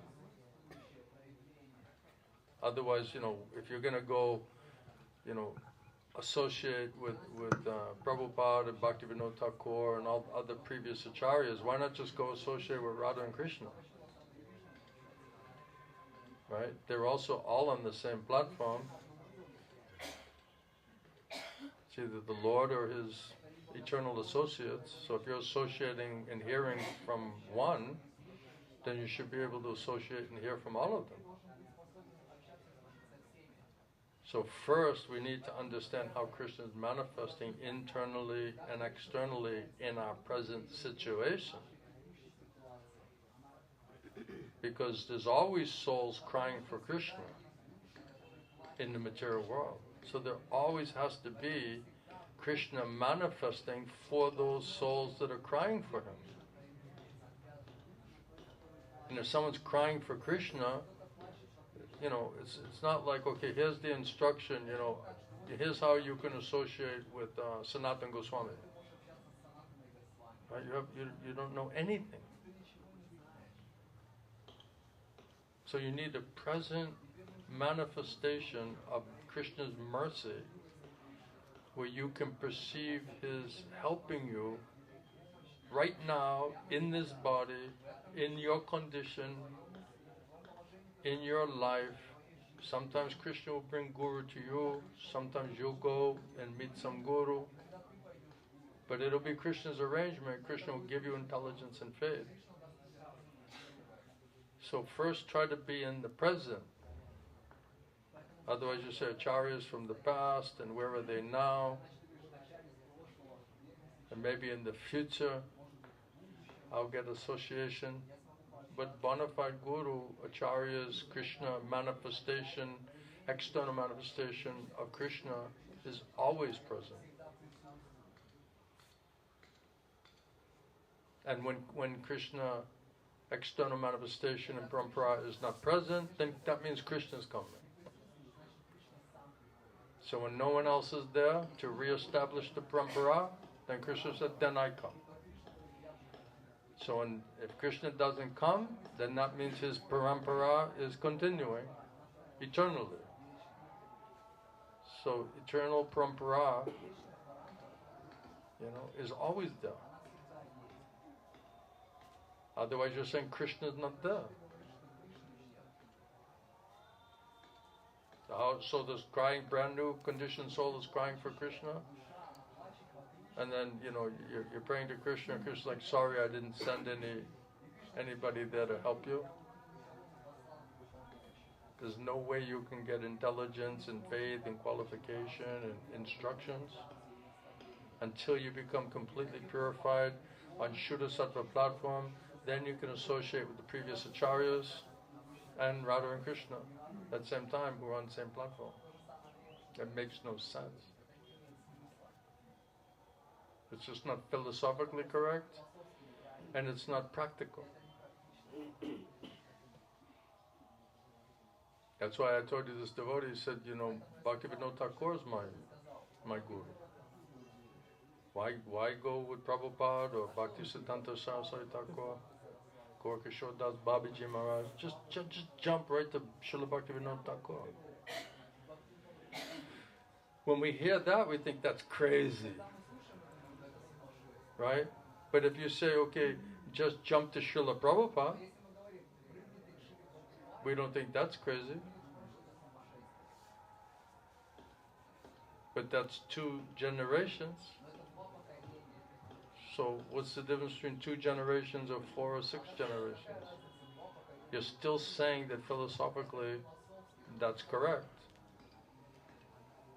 But that's not consistent with Guru Sadhana Shastra. Because Krishna is always manifesting internally and externally through parampara disciplic succession.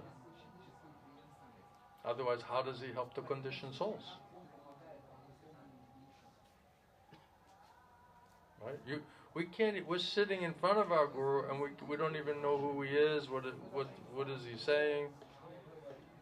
Right? We don't even understand even how to associate with the spiritual master who was sitting in front of.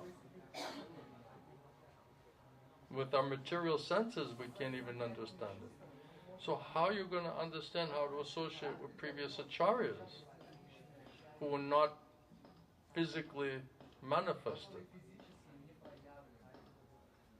Does that make sense? Does that help? Question? Yeah? Is he still worrying about his friend who was offended?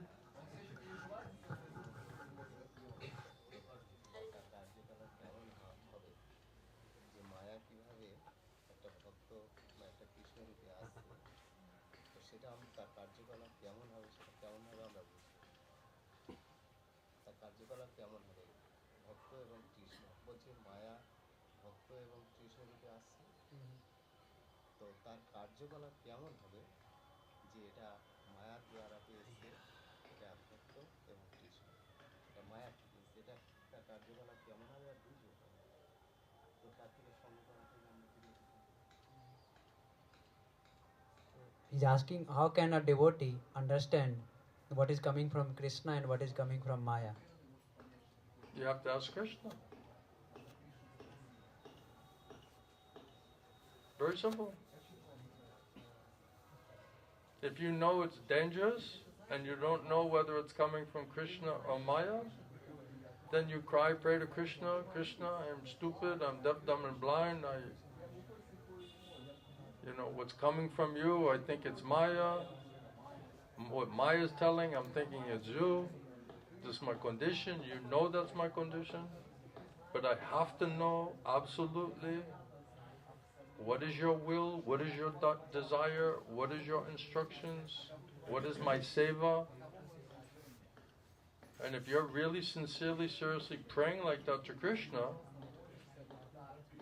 then Krishna, now it's up to Krishna to give you intelligence and faith inside, through the Guru, that Krishna arranges, and through the Shastra. Those are the three places that we receive that intelligence. So that intelligence will come internally. When you hear it externally through the Guru, Krishna will say that's the truth. And then the Shastra will prove those same truth, instruction, and confirm for you that this is meant for your soul. If we're very simple, very pure, Krishna will automatically tell you. And then when you meet bona fide Guru, pure via medium of Krishna, will say same exact thing. And then when you ask what does Krishna want me to do, then Guru is presenting Guru Sarva Shastra and establishing those instructions and that truth for us personally. So Prabhupada says when all of those combine, inside, outside, and to the Shastra, and it's all confirmed and reconfirmed, and all your doubts, it says here, when you're free from all of your doubts, that means Krishna convinced you. If all these doubts are still running there, that means Krishna has not convinced you. After Krishna preached to Arjuna, Krishna said, do you have any other questions? Do you have any other doubts? And Arjuna said, no. All of the questions are answered. All of my doubts are destroyed. By your preaching, I've come back to my full, pure consciousness of who I am, what is my duty, what is my responsibility as your eternal servant. Then you see by the results that you heard and received Krishna's mercy and Krishna's instructions and understood it. Then all your questions are answered, all your doubts are destroyed. No more mental speculation, no more guessing, no more groping in the dark. Then everything becomes crystal clear. Then you'll be peaceful. Because then you're freed from mental speculation.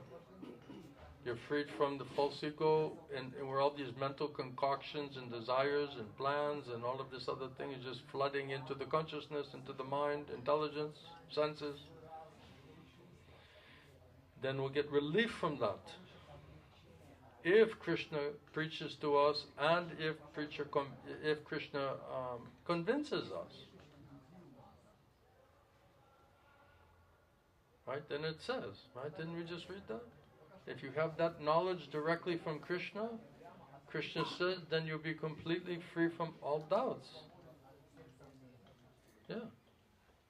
Krishna says, if you can hear from me, by practicing this bhakti yoga sincerely, seriously, and you're in full consciousness of me, you're depending on me, you can hear from me, your mind is attached to me, then you can know me in full, free from doubt. So if we are not coming to that platform, it means we're not hearing from Krishna. We're not freed from mental speculation. We're not free from this groping in the darkness. You judge by the result. So what are our results telling us? That tells us what platform we're on. Whether we're hearing from Krishna or whether we're hearing from Maya.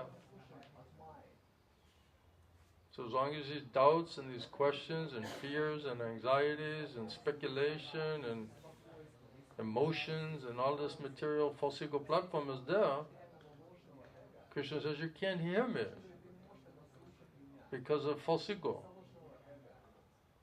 And if you not hear me, you cannot hear me. Krishna says you'll just be lost. That means groping in the dark, or just guessing, maybe this, maybe that, maybe here, maybe there.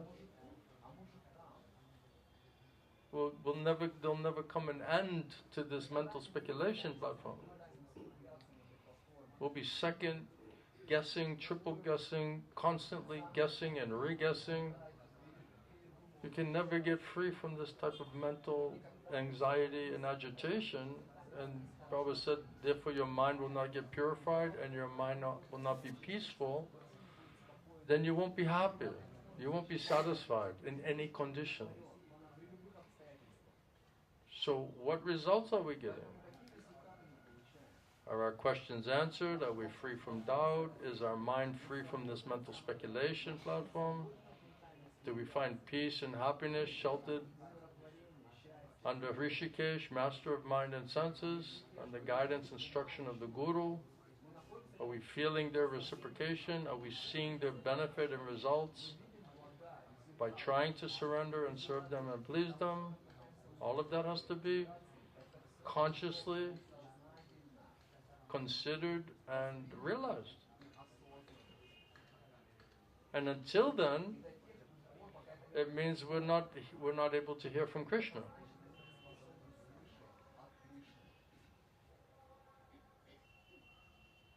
Then many times you say, well, are you satisfied with your results? Are you completely satisfied with your results? That means we're not hearing from Krishna. We're still listening to stupid mind.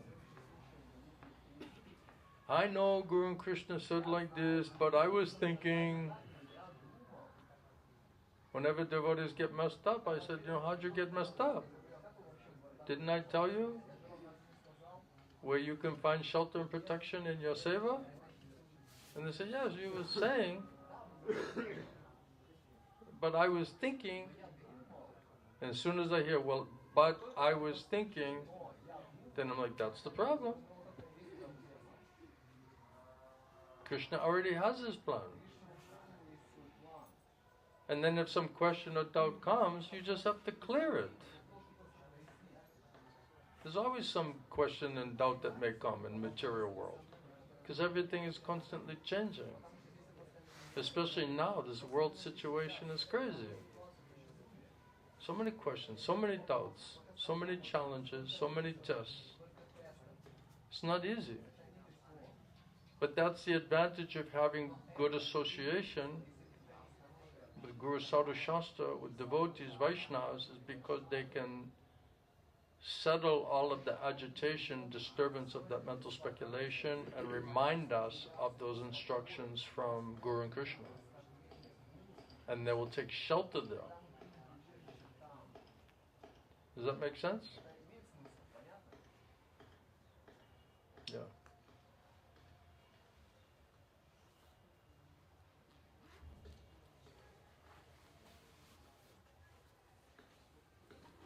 Is everybody hungry? You getting hungry? No? Hungry? Come on. Your bodyguard, you should make him your bodyguard, man. Nobody will mess with you. He doesn't have to say anything. He just has to sit there, and people will think he's protecting you. Give him like few rupees, you know, and nobody will bother you.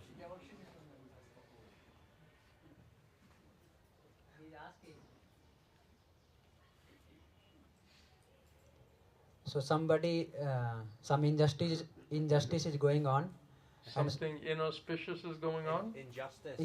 Injustice. Being in this material world is an injustice.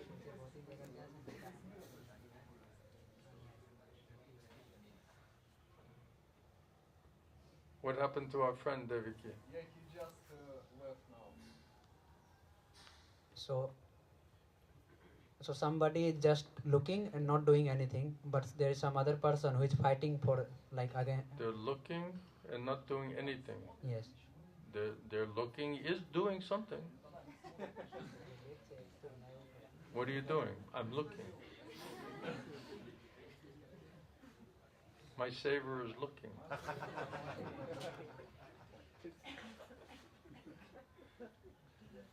So how do you say he's doing nothing?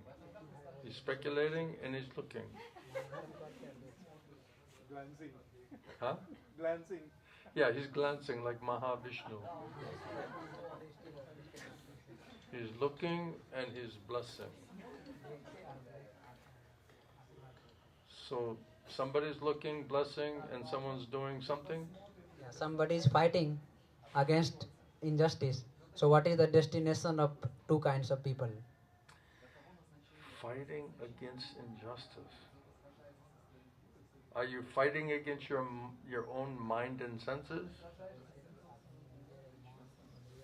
Isn't that the greatest fight? Do we need anywhere else to fight? The greatest enemy is within. There's one saying, the greatest victory is the victory you win over yourself. So if we cannot surrender to Krishna, to Guru Krishna, there's no victory over uncontrolled mind and senses. Then we're just constantly being victimized. So how do you say it's injustice? It's exactly what we deserve. Whatever punishment, reaction that we get, that's what we deserve.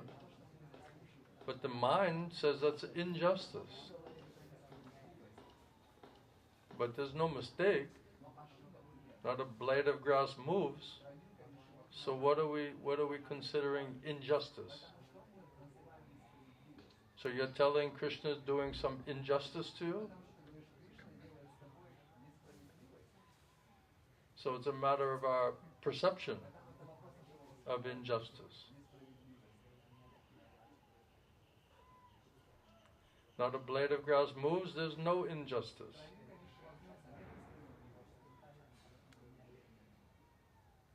Because Krishna is doing it. Now the question, why Krishna is doing it? What are we supposed to learn? What are we doing wrong? Maybe we're getting punished now for something we did before, that we didn't get punished before. Now we're thinking we're doing everything nice and we're getting punished. We're like, I don't deserve this. Well, this is from before. This is when you didn't get punished before. Now it's catching up to you now. So there's no injustice. Alright, you like that answer? Sort of.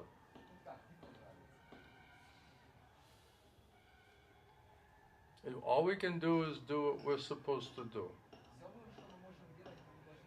To the best of our ability, for the pleasure of Guru Krishna, try to purify, qualify ourselves. That's the biggest battle we have. And everyone has their own battle, their own challenges, their own tests.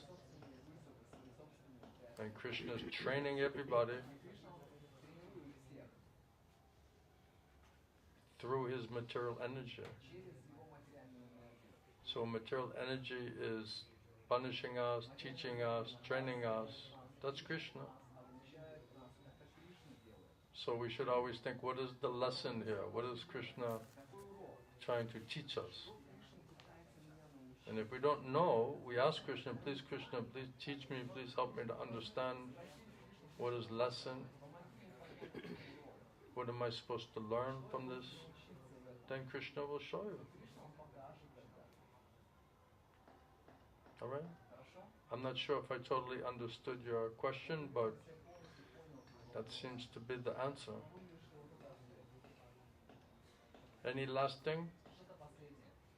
Yeah? Okay, you alright?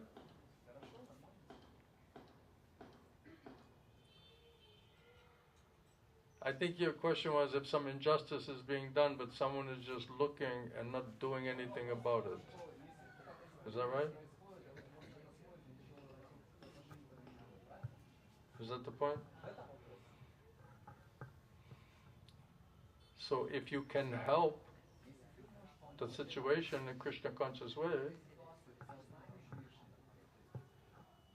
then we should try to help. If it will not be understood or effective, then what can we do? Then Krishna has to do.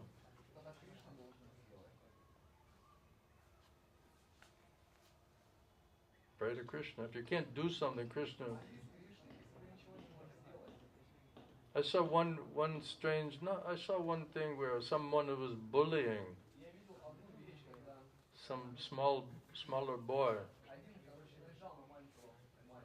And then the boy who was being bullied, he was blind.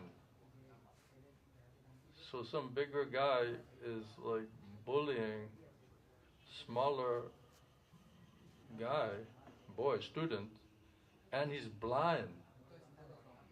So it's like, it's very like, it looks like a big injustice, doesn't it? It's like, it's bad enough you're bullying somebody,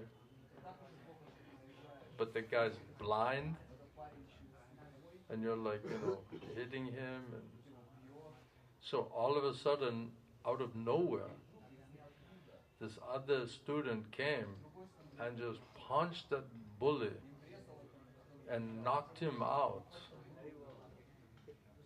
on the ground, right? And then all the bully's friends are saying, "Why did you do that?"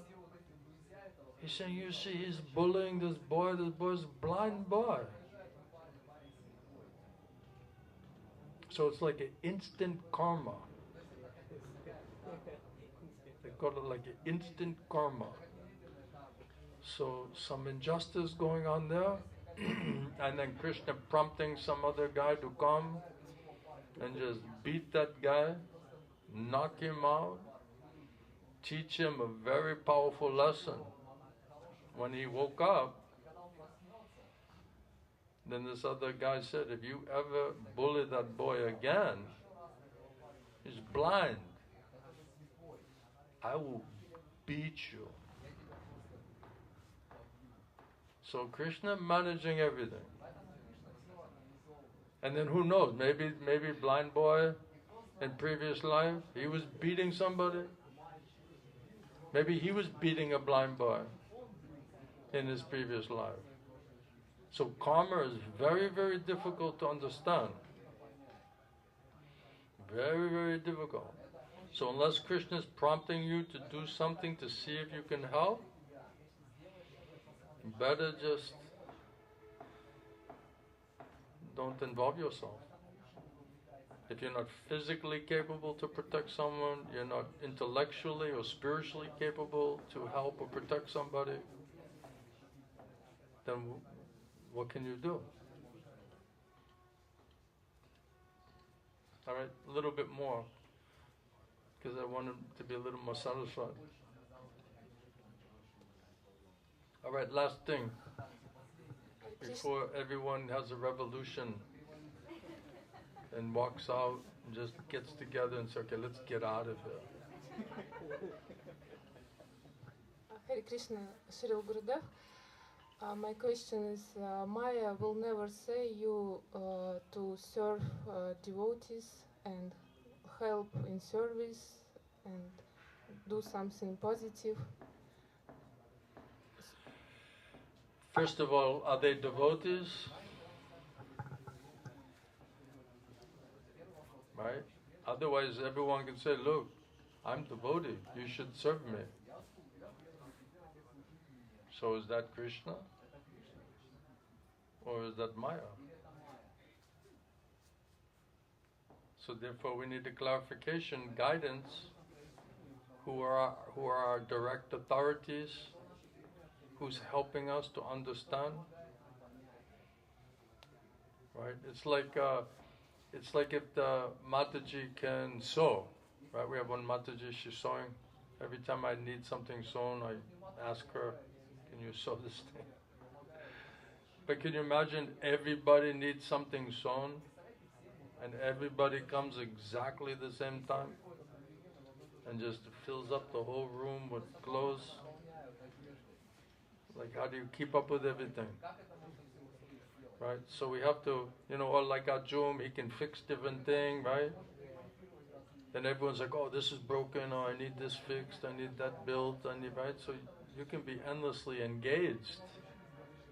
So there needs to be some authority which helps us to regulate, so we can, because sometimes we get carried away. Devotees asked, I have to do.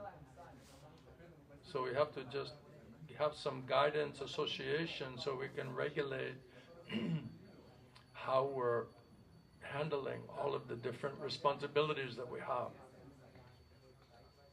And that way we can simplify, get some clarification on exactly how to do what to do. Does that help you? Was that your question? Because you're saying that Maya will never tell you to surrender and serve the devotees, right? If you hear inside something prompting you to do something like for devotees, to like help, like from inside, it means maybe it's not Maya, because Maya will never say like this. But I gave you this example that what if Maya is making you think that you have to serve all of the devotees all at the same time, and then you don't manage all of the different responsibilities that you have. So is that coming from Krishna? So that's why we need some guidance and some kind of instruction, some help to know. Because we get carried away, or we become like a people pleasers. We want to please all of the people all of the time, right? But Krishna says, just do what you're supposed to do, right? Better, even if you don't do it perfectly, it's better than trying to do other people's seva, even if you can do it perfectly. So we have the very clear understanding, according to our capacity, what we can do, what we cannot do. And how do we balance all of the various instructions that we have so that it is, how do you say, you're peaceful. That's the advantage of having some authority and some persons that can help you. I was telling Arjun, if everybody just keeps telling you to fix something, make something, build something, he's just running around, right? And then he's used to doing that. But now he's in the Dham.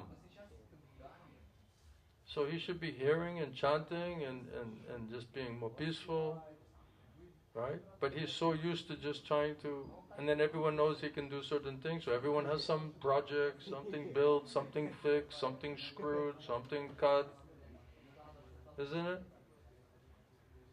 So he doesn't know like when to say no. And then if you're doing too much on that side, that means that you're not hearing and chanting properly, you're not sleeping properly, you're not handling whatever your other responsibilities are.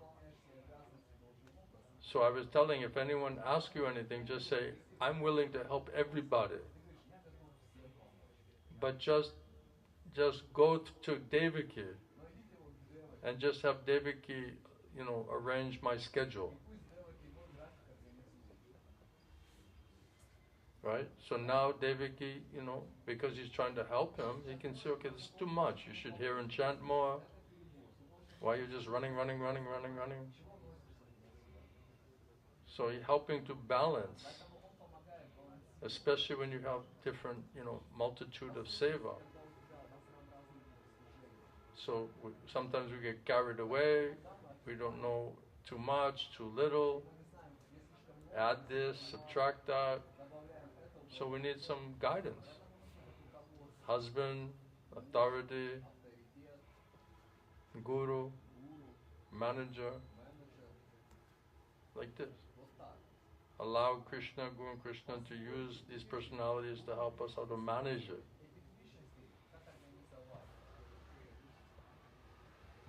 Does that help you?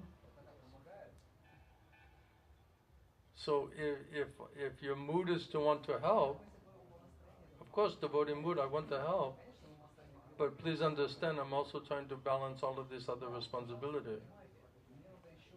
So if my authorities want to adjust something that I can be more free to do that, then I'll do it. If it's just keep adding, and then there's no adjustment, and then you're overwhelmed, and then you're disturbed, and then you cannot chant properly, and you're trying to please everybody, and then nobody's pleased, then what's the point? Then you get angry, then you get like nobody respects me, everyone taking advantage of me, then you become part of the complaining committee.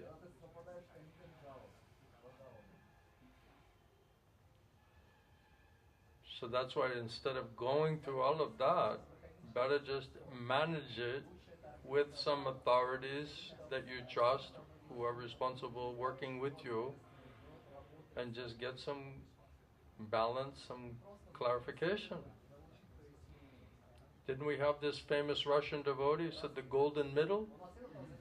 What was his name? Vladlen? The magician. He's always looking for the golden middle.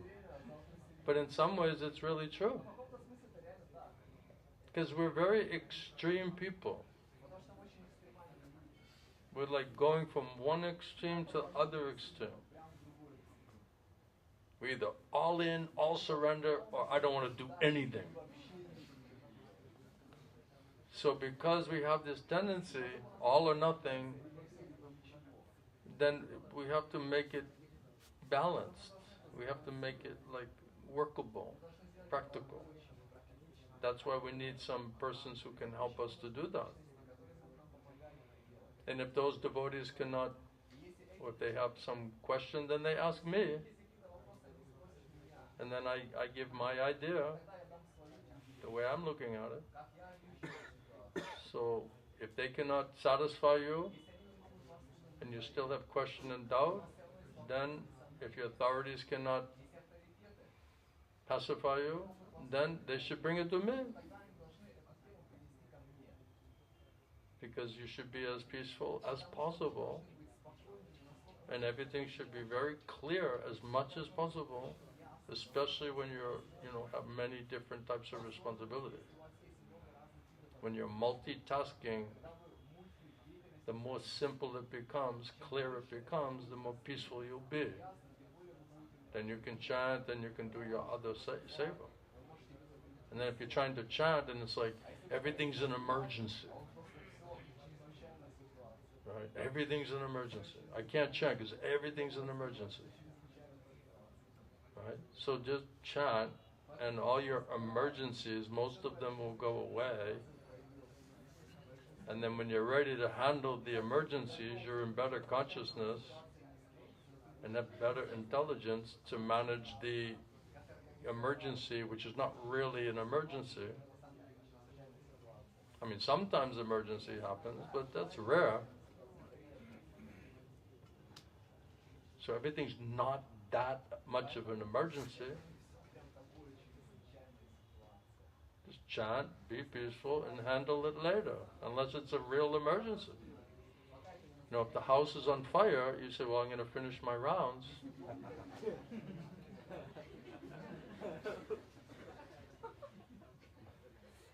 You know, be practical.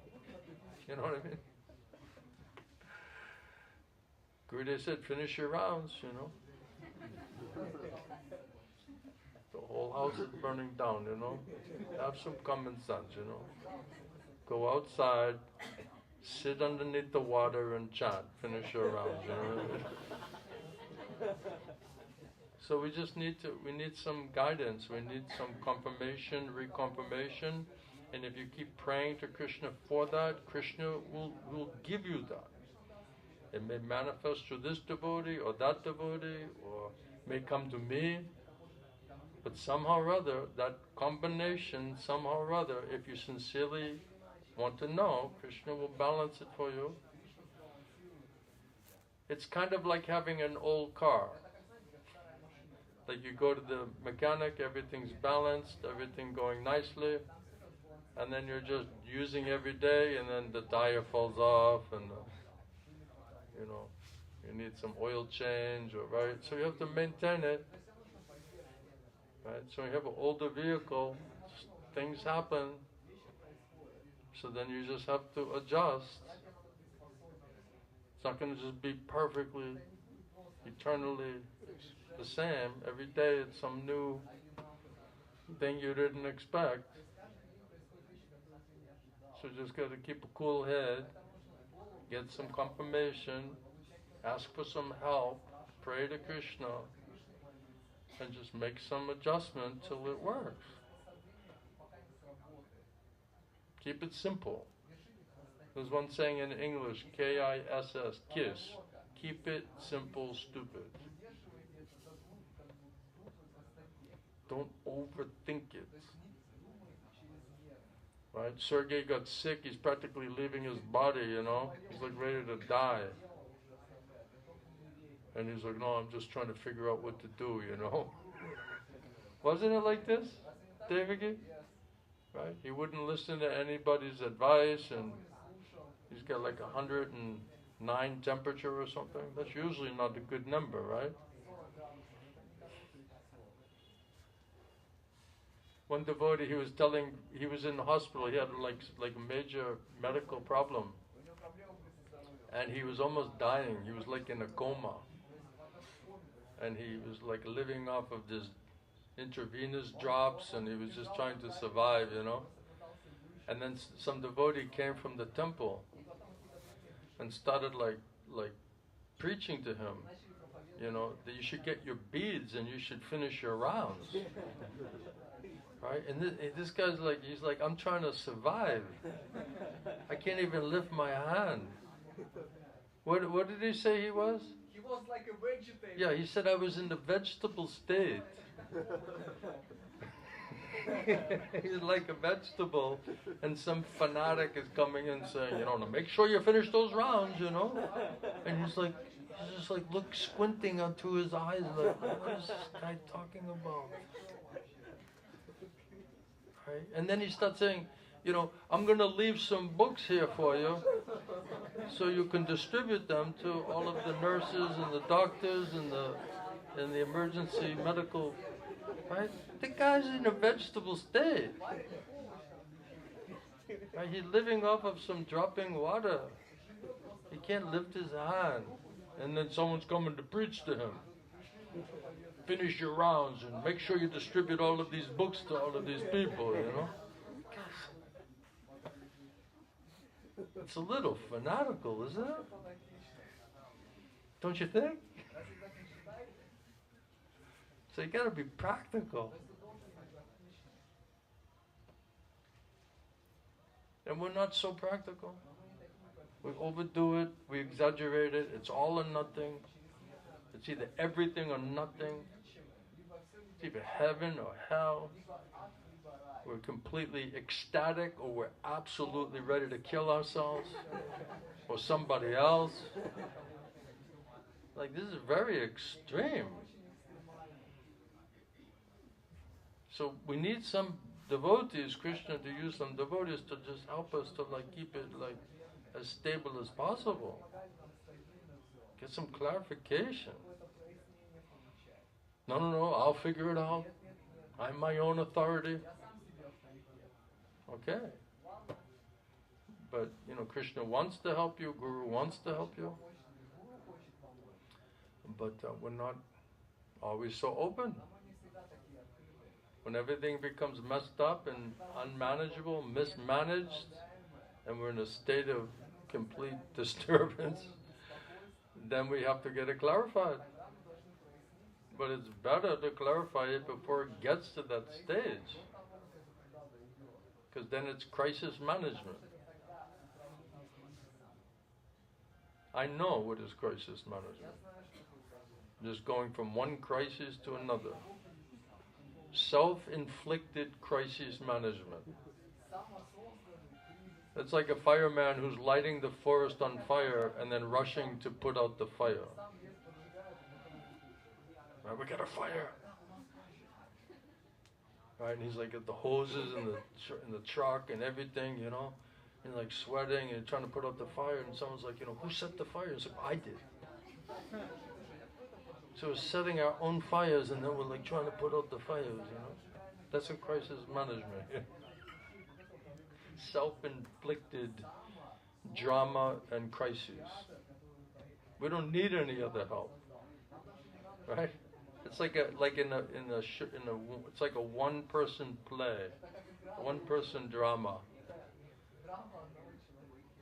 Right? This is a one-person drama.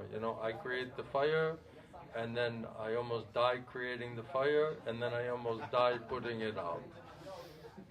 And it goes from one act to the next act. Until you get so burnt out, Either you're so burnt out or there's no more water to put out the fire. And then you need some other drama to live, Some other show. Hare Krishna. Everybody, thank you very much for your kind association. I hope that helped you. Hare Krishna, thank you. Shishi Gonita ki, Srila Prabhupada ki, Srila Govinda Swami, Srila Gurudeva ki, Samaveda Bhaktivinoda ki, Gaura Premanande, Hari Hari Bol. Srila Gurudev ki. Jai Gurudev Prabhupada. Thank you.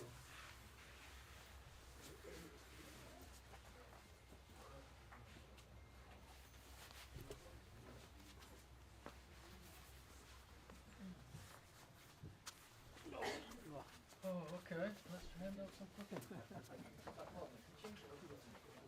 Sometimes I can do it, sometimes I can't. Today I'm alright. We get cookies. This doesn't mean you have to be my disciple. I always have to give this type of